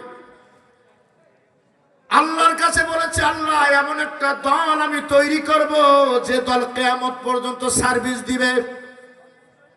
আপনি খেয়াল করে দেখেন, কোথায় নমরুদ ফেরাউন ছিল? ওই নমরুদ ফেরাউন কবে মরে গেছে, কিন্তু তার প্রেতাত্মারা এখনো মরে নাই। আবু জেহেলরা মারা গেছে, আবু জেহেলদের উত্তরসূরিরা মরে নাই। কথা বলেন না কেন? আমি কি মিথ্যা কথা বলছি বলেন?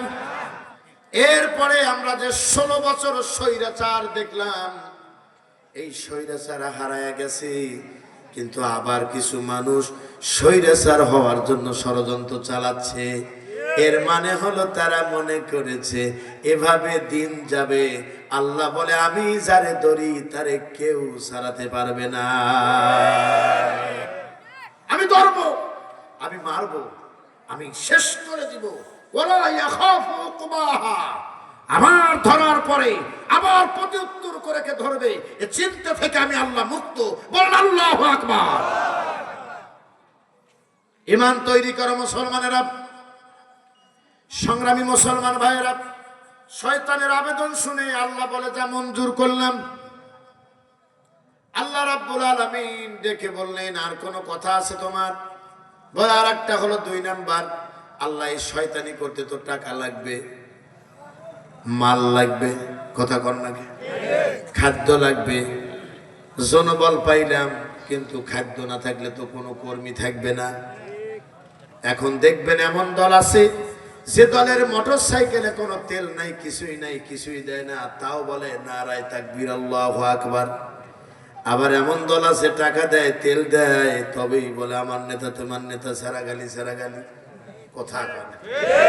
এটা তো বাস্তব কথা। এই বাস্তব কথা বলতে আপনাদের সমস্যা কোথায়? ভয় পান? ভয় পান? আল্লামা সাইদি বলেছেন, কাপুরুষের মতো 500 বছর বেঁচে থাকার মধ্যে সফলতা নাই, বরং সিংহের মতো 1 ঘন্টা বাঁচতে চায়। মাথা উঁচু করে বলো, ওমান আহসানু কওলাম মিম্মান দাআ ইলাল্লাহ ওয়া আমিলা সালিহান ওয়া ক্বালা ইন্নানী মিনাল মুসলিমিন। বলো আল্লাহু আকবার। তার কথার চেয়ে কার কথা উত্তম হতে পারে?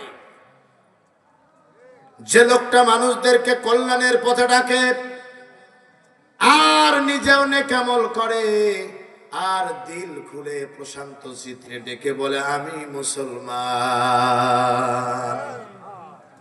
বীর মুসলমান, ধরওয়াল কোরআন, ফিরিয়ে আনো সেই হারানো সম্মান।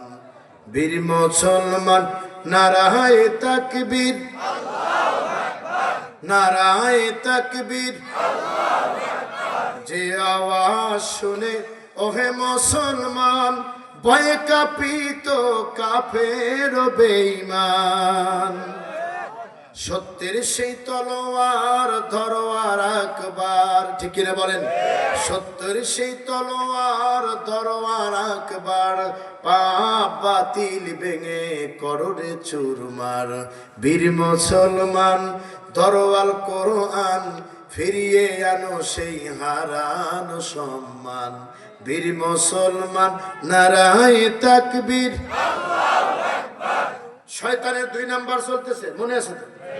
শয়তান ডেকে বলল, আল্লাহ 2 নাম্বারটা হলো, আমার যত দল বল থাকবে সব খাবার দিতে হবে তোমার, কারণ আমি জানি তুমি রাজ্জাক, তুমি ছাড়া কেউ রিজিক দিতে পারবে না। এই জন্য এত অপরাধ করে, তাও মানুষ রিজিক পায়। কথা কন না কেন? এলাকায় দেখবেন 5 ওয়াক্ত নামাজ পড়ে আলেম ওলামা মানুষ মানবতার জীবন করে, পাশেই সুদখোর, বাড়ি গাড়ি টাকা পয়সা সুন্দর নারী নড়াচড়া করে। মাঝে মধ্যে বলে হুজুর আসেন, বলে কি হয়েছে?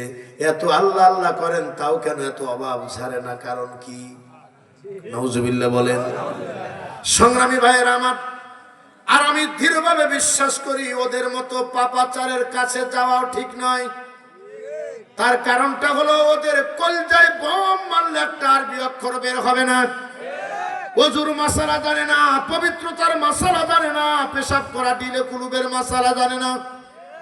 আর আমার ছোট্ট মক্তবের একটা বাচ্চাকে নিয়ে এসে দাগায় দেন, 40টা হাদিস মুখস্থ বলবি, এরপরে ওযু গোসলের সব বিবরণ দিবে, এত সুন্দর করে কোরআন পড়বে, কলিজার ভিতরে প্রশান্তি ঢেলে উঠবে। কেননা মুমিন যখন শুনবে কোরআনের আয়াত, ওয়াইজা তুলিয়াত আলাইহিম আয়াতুহু জাদাতুহুম ঈমানা ওয়া আলা রাব্বিহিম ইয়াতাওয়াক্কালুন।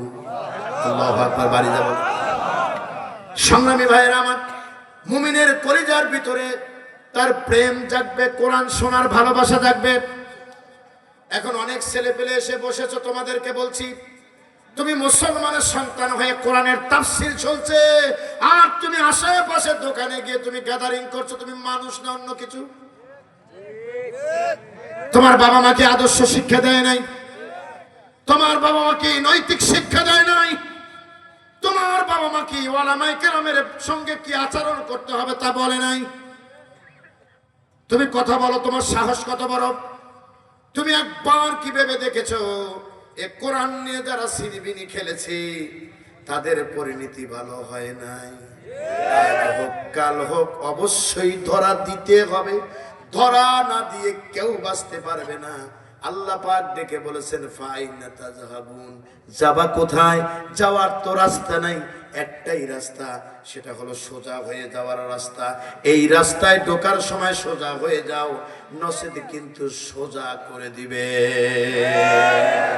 ওই আল্লাহ আছে না নাই? একটু আওয়াজ দিয়ে বলেন আছে না নাই? তরুণ সমাজকে বলে যাচ্ছি, এলাকায় যেখানে মাহফিল হবে তুমি কি আগে বসবে? তোমার কিসের দোকান, কিসের তোমার বন্ধু বান্ধব, কোরআন সুন্নাহর কথা হচ্ছে, তুমি সেখানে না এসে কেন বাইরে ঘুরবা? আজকের পর থেকে আমি একজন দ্বীনের দায়ী, শুধু দায়ী বললে আমি ভুল করবেন। আমার উপরে যে অত্যাচার চলেছে তার একটা বিবরণ আপনাদের দেই নাই, শুধু বলেছি আমার গাড়িটাও 14 দিন জেল খাটছে, এটাই বলছি। আবুল বাশার হেলালির এই পা দিয়ে এক থানা থেকে অন্য থানায় রাত্রের অন্ধকারে আল্লাহকে ডাকতে ডাকতে বিদায় নিতে হয়েছে। জেলখানার মঞ্চে থেকে গ্রেফতার করে আমার স্টাফ সহ জেলে ঢুকানো হয়েছে। সিরাজগঞ্জের লাল মসজিদে নামাজ পড়তে এসে চতুর্দিকে এমন ভাবে রেড দিয়েছে যেন মনে হয় এর চেয়ে বড় সন্ত্রাসী আর কেউ নাই। এত বড় অন্যায় করে ফেলেছি। বামপন্থীরা ইসলামী আন্দোলনের মিছিল হয়েছে, আমি এতটা জানি না। বাসায় থেকে ধরে নিয়ে গিয়ে মাথার 2 সাইডে মেরেছে আর বলেছে, শাহবাগীদের বিরুদ্ধে কেন বক্তব্য দিয়েছিলি? আমি বলেছি যে শাহবাগে বসে থেকে আমার নবীজির চরিত্র নিয়ে কথা বলেছি, ওই শাহবাগীদের বিরুদ্ধে কথা না বললে ঈমান কোনোদিন পরিপূর্ণতা পাবে না। কথা বলতেই হবে, এ কথা বলা ছাড়া আর কোনো উপায় নাই। চিল্লা বলেন ঠিক কিনা? আমার বন্ধুগণ, 3 নাম্বার টাইম কিন্তু পার হয়ে গেছে, তাও বলছি আমি। হ্যাঁ, পার হয়েছে তাও কিন্তু কয়েক মিনিট বলছি। না না, শোনা ভাই, তোমরা বোঝো না, আমি যাব সেই অনেক দূর। আপনারা বোঝেন, আমার এই ড্রাইভার, আমার এই মিডিয়া ভাই খুব কষ্ট করে বসে ধরে, সবার চোখে ঘুম, শুধু খালি ঘুমায়। সুবহানাল্লাহ কোন? আমার ভালো লাগবে তো, এটা তো আমার কৃতিত্ব না, এটা আলেম ওলামা আছে, সব কোরআনের কৃতিত্ব, আমার তো কিচ্ছুই না। আমার কিছু বলেন? আমার কিন্তু কিছুই না, আমার ব্যাপারে কিছুই বলবেন না। মনে রাখবেন, আল্লাহ পাক রিজিক লিখেছিলেন বলেই এই মাহফিলে আপনারা আমাদের সঙ্গে একত্রিত আল্লাহ করে দিয়েছেন। যদি রিজিক না থাকতো কেউ আনতে পারতো না। আনতে পারতো? এই জন্য আমি শুরু থেকেই টাইম নিয়ে খুব আমি চিল্লি করেছি, আহারে কেন ওরা বুঝতেছে না, ওরা তো পরে আমাকে ঝামেলা করবে, কেন ওরা আমাকে বোঝে না, কেন আগে দেয় না। আল্লাহু আকবার বল। 3 নাম্বার, শয়তান বলল আল্লাহ খাদ্যটা দাও। 2 নাম্বার বলো দিয়ে দিলাম। 3য় নাম্বার ডেকে বলল আল্লাহ আর একটা জিনিস তোমার কাছে চাই। বলে কি? হায়াত পেয়েছি, রিজিক পেয়েছি, এইবার 3 নাম্বার একটা জিনিস দিবা। বলে কি? বলে আমি যদি বায়ে বায়ে মারামারি লাগাইয়া, স্বামী স্ত্রী দ্বন্দ্ব লাগাই দিয়া, জমি জমা নিয়ে মারামারি লাগাই দিয়া, নেতা নেতা মারামারি লাগাই দিয়ে যদি মানুষের সামনে দিয়ে যায়, আর মানুষ যদি দেখে ওই যে ইবলিস যায়, এমন মারা মারবে জিন্দিগিতে বেঁচে থাকা লাগবে না, আমারে চ্যাপ্টা বানায় ফেলবে। আল্লাহ মানুষের দৃষ্টি থেকে আমারে আড়াল করে দাও, আমি যেন আমাকে যেন কেউ দেখতে না পারে। আল্লাহ বলে যা তোরে মঞ্জুর করলাম। এবার শয়তান ডেকে বলল আল্লাহ তাহলে জাহান্নামকে বড় করতে থাকো, আমি বাতাসের আগে বসবো, বান্দার শরীরের ভিতরে ঢুকবো, শিরা উপশিরায় ঢুকে সব জায়গায় চার্জ করে বান্দাকে সকালে আল্লাহর ওলি বানাবো, বিকেল বেলা বেঈমান বানাবো। নাউজুবিল্লাহ বলে। এই বাচ্চারা, সংগ্রামী ভাইয়েরা আমার, সকালবেলা আল্লাহর ওলি হবে, বিকেল বেলা বেঈমান হয়ে মারা যাবে। কত বড় বিপজ্জনক কথা। সংগ্রামী ভাইয়েরা আমার, শয়তান ডেকে বলল আল্লাহ যে আদমের জন্য আজকে আমি মুকাররম থেকে বিতাড়িত, এরে কিন্তু আমি ছাড়ব না। আল্লাহ বলে যা যা শয়তান বেরিয়ে যা, আমার এমন কিছু বান্দা থাকবে তুই অস দিবি, তারপরেও নামাজ ছেড়ে দিবে না, রোজা ছেড়ে দিবে না, জিনা ব্যভিচারের কাছে যাবে না, সুদ ঘুষও খাবে না, এমনকি আমার জমিনে আমার দিন প্রতিষ্ঠার আন্দোলনে করতে গিয়ে বাড়ি হারাবে, ঘর হারাবে, সম্পদ হারাবে, নিজের জীবন হারায়া ফাঁসির মঞ্চে দাঁড়াবে, তাও বলবে এ জমিন যার আইন চলবে তার। সেই বান্দা আমাদের হতে হবে। সংগ্রামী ভাইয়েরা আমার, যে আয়াতটা তেলাওয়াত করেছিলাম হকটা আদায় করে দেই। আমি শুরুতেই মনে মনে ভেবেছিলাম এরকম কিছু ঘটবে। আল্লাহু আকবার বলেন। ঘটানোর মালিক কে? আল্লাহ বলছেন নবীজি আমার বান্দাদেরকে বলে দেন, যারা আমার বান্দা তারা যারা আল্লাহকে ভয়, আল্লাহর উপর ঈমান এনেছে তারা যেন তাকে ভয় করে। এতটুকু পর্যন্ত বলছি, ঠিক কিনা বলেন? এরপর আল্লাহ রাব্বুল আলামিন বলছেন লিল্লাযিনা আহসানু ফি হাযিহিদ দুনিয়া হাসানা। আল্লাহ বলছেন যারা এই দুনিয়ায় ভালো কাজ করে, আল্লাহ রাব্বুল আলামিন ভালো কাজের বিনিময় আল্লাহ তার জন্য প্রতিদান রেখেছেন। সুবহানাল্লাহ বলে বললেন না? আল্লাহু আকবার জোরে বলেন মিয়া। এখন এতটুকু কথা আমি বলছি, এখানে রাখেন। এর ভিতরে একটা পয়েন্ট ছিল, আজকে ভাগ্য হলো না। সেটি হলো আল্লাহ বলছেন এই দুনিয়াতে যারা ভালো কাজ করে তাদের জন্য আছে কল্যাণ। এখন এই কল্যাণ কাজ কয় দিক দিয়ে হতে পারে? আমি শুধু সিরিয়াল বলে গেলাম। 1 নম্বর হলো মানুষের ব্যক্তি জীবনের উদ্যোগে কল্যাণকর কাজ। 2য় নম্বর হলো সামাজিক ভিত্তিতে কল্যাণ কাজ। 3 নম্বর হলো রাষ্ট্রীয় ভিত্তিতে কল্যাণ কাজ। এই 3টের ব্যাখ্যা যদি 1.5 ঘন্টা করতে পারতাম তাহলে আপনারা বুঝতে পারতেন যে আসলে কল্যাণকর কাজ কি জিনিস, তখনই বুঝতে পারতেন, কিন্তু বোঝানো সম্ভব হয়নি। সংগ্রামী মুসলমান ভাইয়েরা আমার, এরপর আল্লাহ পাক ডেকে বললেন ওয়া আরদুল্লাহি ওয়াসিআ। ও নবীজি আল্লাহর পৃথিবী বড় বিস্তৃত, আল্লাহর পৃথিবীর কোনো কমতি নাই। এইখানে ইসলামের দাওয়াত দেওয়া যায় না, এইখানে কোরআনের কথা বলা যায় না, হিজরত করে চলে যাও, অন্য জায়গায় চলে যাও, তাও বলো আল্লাহর আইন চাই, সৎ লোকের শাসন চাই। এইখানে বাধা দিয়েছে, কি হয়েছে? অন্য জায়গায় যাও। এই মাহফিলে কথা বলতে দেয় না, অন্য মাহফিলে বলো, যা উড়ে বেড়া, কোরআনের কথা বন্ধ করা যাবে। এই জন্য আল্লাহ বলছেন ওয়া আরদুল্লাহি ওয়াসিআ। নবী আপনি বলে দেন আল্লাহর পৃথিবী বড় কি ছড়ানো বিশাল পৃথিবী। এরপর আল্লাহ বলছেন যদি তা যদি করতে না পারো তাহলে ধৈর্য ধরো। তাহলে আমি কি দিব এবার শোনেন। আল্লাহ বলছেন ইন্নামা ইউয়াফফাস সাবিরুনা আজরুহুম বিগাইরি হিসাব। বলো আল্লাহু আকবার। যদি ধৈর্য ধারণ করতে পারো, মারবে, তোমারে অত্যাচার করবে, জুলুম করবে, নির্যাতন করবে, নিপীড়ন করবে, এরপরও যদি ধৈর্য ধারণ করতে পারো, আমি আল্লাহ বলছি এত তোমার জন্যে এত পুরস্কার আমি আল্লাহ দিব, এত সওয়াব তোমারে দিব, যা গুণে কখনো শেষ করা যাবে না। অবিরমিত আল্লাহ পাক তোমার জন্য রিজিক এবং তোমার জন্য সম্মান, তোমার জন্য কল্যাণ আল্লাহ দান করে দিবে। জোরে বলেন সুবহানাল্লাহ। আমার ভাইরা, আমি মানুষ, আমি আসলে মানুষ মাত্রই ভুলের ঊর্ধ্বে নয়। সংগ্রামী ভাইরা আমার, এ মাহফিলের আয়োজন করে কি ক্ষতি হয়েছে? আমারে পায়ে মনে হয় রাগ করছেন আপনারা, রাগ করেন নাই তো? আলহামদুলিল্লাহ। এই মাহফিলের আয়োজন করতে গিয়ে ছেলেদের অনেক টাকা ব্যয় হয়েছে। ওরা কিন্তু আমাকে ঘরেও বলে নাই।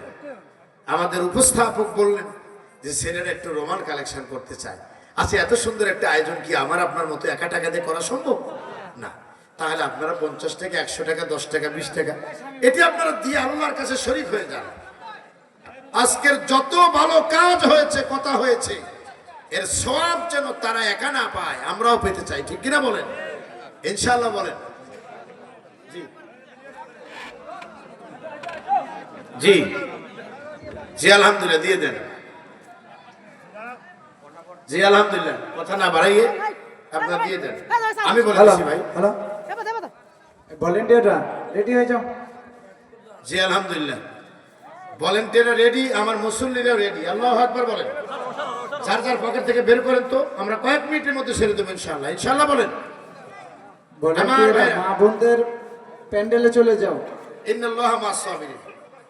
এই আল্লাহর বান্দা থামো, বন্ধ রাখেন আপনি। আমার ভাইরা, একটাকে বলছি না, রেগে গেলেন তো হেরে গেলেন। রেগে যাবেন কেন? খালি ক্ষমা করবেন, আল্লাহ দেখবেন আপনার সম্মান বাড়াই দিচ্ছেন। আল্লাহু আকবার বলেন। জি শুকরিয়া। আপনারা 5 টাকা, 10 টাকা যে যেমন পারেন, যার যা আছে দিয়ে দিবেন ইনশাআল্লাহ।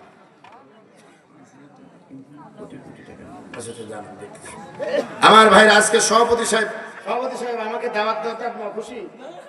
খুশি হয়েছেন তো? আল্লাহু আকবার। সভাপতি সাহেব এখানে কত দিচ্ছেন বাবা? এবার এত বড় মাহফিলের সভাপতি, এটা কি মানা যায়? হ্যাঁ, আর মানুষও কি সুন্দর চেহারার মানুষ, এত সুন্দর চেহারার মানুষের কি এইতে মানায় না? ছেলে পেলে কষ্ট পাবে বাবা। আমরা যেটা চাই, বেশি কিছু চাই না বাবা। আমি একজন দিনের দায়ী হিসেবে একটা কথা বলি, আপনি আমার কথা ফেলে দিয়েন না। আমরা 10,000 টাকা আপনার কাছে চাই। নারে তাকবীর। রাজি হয়েছে? আরে আমি আগেই টের পেয়েছি। অর্থাৎ না, কম হয়েছে কেন শোনা বলেন? দিছে আলহামদুলিল্লাহ বলেন। আল্লাহু আকবার। আপনারা 5-10 টাকা দেন, আল্লাহর রহমতে ওনার আছে, উনি 10,000 দিয়েছে, উনি এই মানের সওয়াবই পাবেন। আপনারা 1 টাকা আছে, আপনি 1 পয়সা দেন, আপনি ওই মানের সওয়াবই পাবেন। ঠিক কিনা বলেন?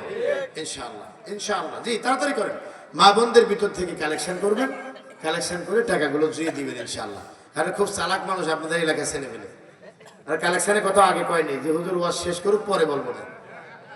চিন্তা করছেন তো? খুব দারুণ চালাক। আমার না 12টায় বিদায় করবো, তুমি না বললে যে স্যার 12টায় বিদায় করবো আপনারে। আল্লাহু আকবার বলেন। আমাদের প্রতিদিন প্রোগ্রাম তো শোনা, এক একদিন এক এক বিভাগ এবং এক এক জেলা প্রায়। তো এই ধরনের প্রোগ্রামগুলোতে যখন আমরা যাই, তখন সময় এবং ঘুমের প্রয়োজন হয়। আমরা তো মানুষ নাকি বলেন? তবে আজকে আলেমদেরকে বেশি দেখতেছি আমি। আলেম ওলামা সামনে বসেছেন, ভিতরে বসেছেন। হেলালি সাহেবের পক্ষ থেকে আপনাদের উষ্ণ অভিনন্দন। আপনারা আমার ভাই, আপনারা ওয়াজ করলে ভালো লাগতো আমার। শুক্রিয়া, শুক্রিয়া ভাইজান।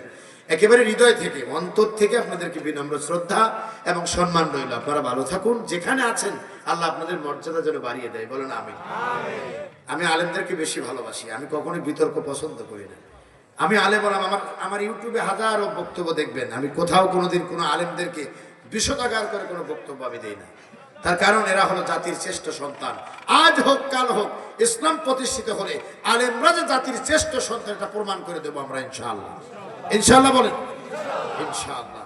আপনারা সবাই এলাকার মসজিদ মাদ্রাসার আলেম যারা আছে তাদের সম্মান করবেন। জি, আপনারা সকলে আমার সঙ্গে ইনশাআল্লাহ দোয়ায় শামিল হবেন। আশা করি আপনারা দোয়ার মাধ্যমে আজকের এই প্রোগ্রামকে আমরা সমাপ্ত করব। শোনেন, তাবারক যে মোনাজাতের সময় দিবেন, মোনাজাতের খুশু নষ্ট হয়ে যাবে না? একজন তাকায় দেখবে কমবেশি বেশি হয়েছে, দেখবেন তাবারকের ভিতরে আছে কি? শুধু খিচুড়ি, কি অন্য কিছু নাই? ও গরুর খিচুড়ি। আমি আল্লাহর কাছে দোয়া করি এই জীবনেও যেন খাওয়াই, জান্নাতের জন্য আল্লাহ পাখির গুণা খিচুড়ি খাওয়ায়। বলেন আমিন। জি, শুকরিয়া। যারা মিডিয়া এসেছিলেন তাদেরকেও ধন্যবাদ জানাচ্ছি।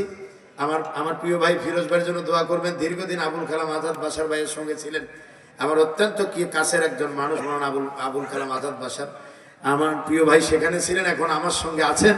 আপনারা দোয়া করবেন শারীরিক অসুস্থ আল্লাহ যেন সুস্থ করেন, বলেন আমিন। এ ধরনের মিডিয়ার কল্যাণেই আপনারা মূলত বড় বড় বক্তাদের সন্ধান আপনারা পেয়ে থাকেন, ঠিক কিনা বলেন? যাই হোক, আজকে কলা কৌশলে যারা ছিলেন সবাইকে অভিনন্দন জানাচ্ছি। সেই সাথে দরুদ ইব্রাহিম প্রশংসা করি। আল্লাহুম্মা সাল্লি আলা মুহাম্মাদ ওয়া আলা আলি মুহাম্মাদ। আসসালামু আলাইকুম। সম্মানিত মুসল্লিয়ানে কেরাম, এত বড় মানুষ আমার সামনে কথা বলাও ঠিক না, বেয়াদবি হয়।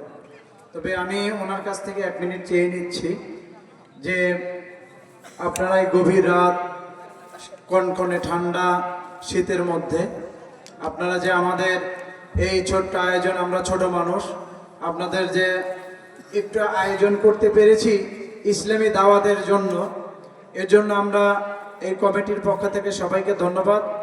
আর আপনাদের তাবারকের দাওয়াত দিচ্ছি। আমরা মোনাজাত হবে, আমরা ওরই মধ্যেই আপনার তাবারক দিয়ে দেব। কেউ আমরা হুড়োহুড়ি করে তাবারক নেব না। আমাদের কমিটির 115 জন সদস্য আছে। আপনারা একটু সহযোগিতা করবেন। আমরা আপনাদের সন্তান, আপনারা অভিভাবক হিসেবে আমাদের পরামর্শ দিবেন আর একটু মাঝখান দিয়ে যাওয়ার ব্যবস্থা করে দেবেন সবাই। ধন্যবাদ সবাইকে। আসসালামু আলাইকুম। আমার ভাইরা, এই সেই ভাই, উনি আলোচনা শুনছিলেন পাবনায় আলোচনা শুনে ওদিন থেকে ওনার ইচ্ছে ছিল যে হেলালি সাহেবকে আমাদের এলাকায় নিব। আলহামদুলিল্লাহ বলেন।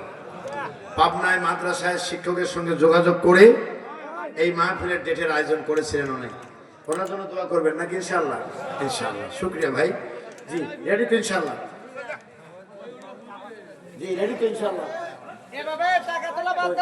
বাদ দাও। কই তাবারক কই? মনোযোগ ধরবো, তাড়াতাড়ি যান। 1 মিনিটের কি দাম? ভলেন্টিয়ার, বাবা তুমি এদিকে নিয়ে এসলে কেন?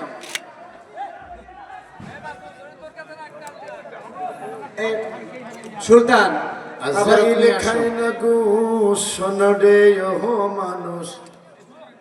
এটা বন্ধ করে লাইন দেন, আমি কথা বলি, জনগণ ঠান্ডা থাকবে।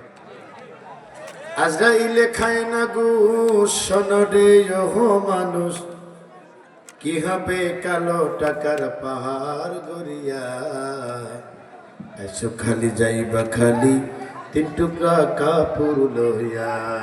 ঠিক না বলে? এসো খালি যাইবা খালি 3 টুকরা কাপড় লইয়া। আগে দোয়া হবে, তারপরে খিচুড়ি হবে। ঠিক আছে ইনশাআল্লাহ। আল্লাহুম্মা আমিন।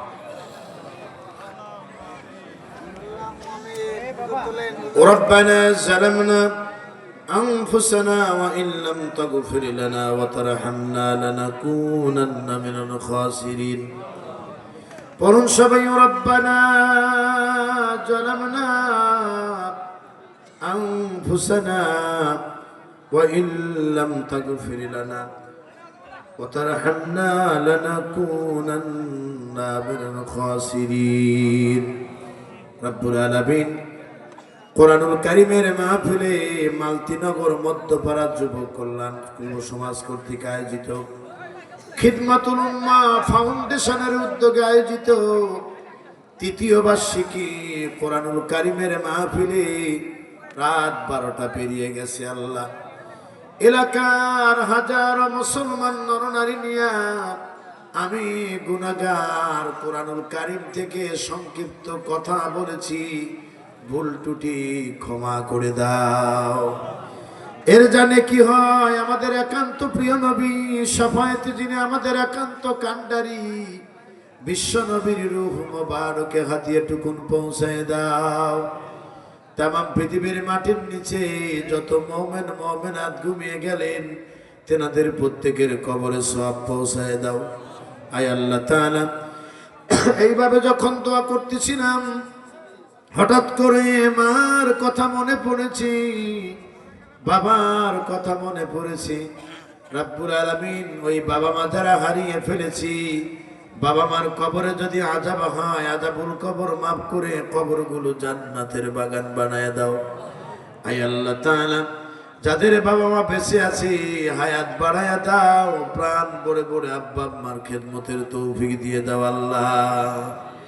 আয় আল্লাহ তাআলা, জীবনে কত গুণ করেছি মনে আছি, কত গুণ করেছি মনে নাই, তোমার কাছে ক্ষমা চাই, জিন্দেগির গুনাহগুলি মাফ করে দাও। আয় আল্লাহ তাআলা, এই জমিন তোমার, আইন চলবেও তোমার, এ বিধান তুমি কার্যকর করে দাও আল্লাহ। আয় আল্লাহ তাআলা, তামাম বিশ্বের মুসলমান নরনারী নিপীড়িত, নির্যাতিত, নিষ্পেষিত এই মাজলুম জনতার মুক্তির রাস্তা তুমি মিলাইয়া দাও আল্লাহ। আয় আল্লাহ তাআলা, যুব সমাজ আয়োজন করেছে আল্লাহ, 100-র উপরে সদস্য। রব্বুল আলামিন, প্রত্যেকটা যুবক ভাইদেরকে তুমি কামিয়াবি দান করো আল্লাহ। যারা ছাত্র আছে মাথার ব্রেন শক্তি বানায় দাও, ভালো ভালো রেজাল্ট করার তৌফিক দাও। যারা বেকার আছে আল্লাহ কর্মসংস্থানের ব্যবস্থা করে দাও। যারা প্রবাসী আছে আল্লাহ মেহেরবানি করে তাদের প্রবাসী জীবন সুখময় করে দাও। রব্বুল আলামিন, এলাকার মাটির নিচে যত মানুষ তোমাকে আল্লাহ বলে স্বীকার করে ঘুমিয়ে গেল, মেহেরবানি করে তাদের কাউকে আর দুঃখের কবরে কান্দায়ও না। আয় আল্লাহ তাআলা, আজকের এই মাহফিলে যারা মুরব্বী হাত তুলেছেন তাদেরকে আবু বকর সিদ্দিকের মতো বানায় দাও। যুবকদেরকে খালিদ বিন ওলীদের মতো বানায় দাও। আমার মা বোনগুলোকে হযরতে খাদিজা এবং ফাতেমার মতো বানায় দাও আল্লাহ। আয় আল্লাহ তাআলা, হযরতে উলামায়ে কেরাম প্রাণ ভরে কথা শুনেছেন, আমার প্রিয় ভাইদেরকে তোমার কাছে রেখে গেলাম, আমার ভাইদের ইজ্জত সম্মান তুমি বাড়ায়া দাও আল্লাহ। আয় আল্লাহ তাআলা, কমিটির সদস্যবৃন্দ, অতিথিবৃন্দ, আজকের সভাপতি সহ যারাই যে দান করেছে কারো দান তুমি ফিরে দিও না আল্লাহ। এ মাহফিল তোমার কাছে আমানত রেখে গেলাম, ভবিষ্যতেও যেন সবাই মিলি এ কোরআনের আঞ্জাম দিতে পারে সেই তৌফিক তুমি এনায়েত করো আল্লাহ। আয় আল্লাহ তাআলা, মরার আগে একদিনের জন্য হলেও যেন দেখে যেতে পারি তোমার জমিনে তোমার আইন চলছে আল্লাহ। আয় আল্লাহ তাআলা, জীবনভর শুনেছি মদিনা মদিনা, মদিনায় যাওয়ার মতো ভাগ্য আমাদের অনেকেরই হয় নাই। মদিনার যে সোনার মানুষটিকে একবার স্বপ্ন দেখলে দোজখের আগুন হারাম হয়ে যায়। আল্লাহ গো, তোমার বন্ধুরে না দেখায়া মউত দিও না। মদিনায় তুমি যদি আমাদের না নাও, স্বপ্নে যদি রাহমাতাল লিল আলামিনকে না পাই, কিয়ামতের দিন নবীজির সঙ্গে আমাদের হাসর কায়েম করে দিও আল্লাহ। ও রব্বানা তাকাব্বাল মিন্না ইন্নাকা আনতাস সামিউল আলিম ওয়া তুব আলাইনা ইন্নাকা আনতাত তাওয়াবুর রহিম। সুবহান রাব্বিকা রাব্বিল ইজ্জাতি আম্মা ইয়াসিফুন ওয়া সালামুন আলাল মুরসালিন والحمد لله رب العالمين واجعل آخر كلامنا عند الموت لا إله إلا الله محمد رسول الله والسلام عليكم ورحمة الله। সবাই শান্ত মেজাজে আপনারা তাবারক গ্রহণ করবেন। প্রিয় ভাইরা, আপনাদের দৃষ্টি আকর্ষণ করছি, আপনারা হুড়ুহুড়ি করে গেট পার হবেন না, ধীরে ধীরে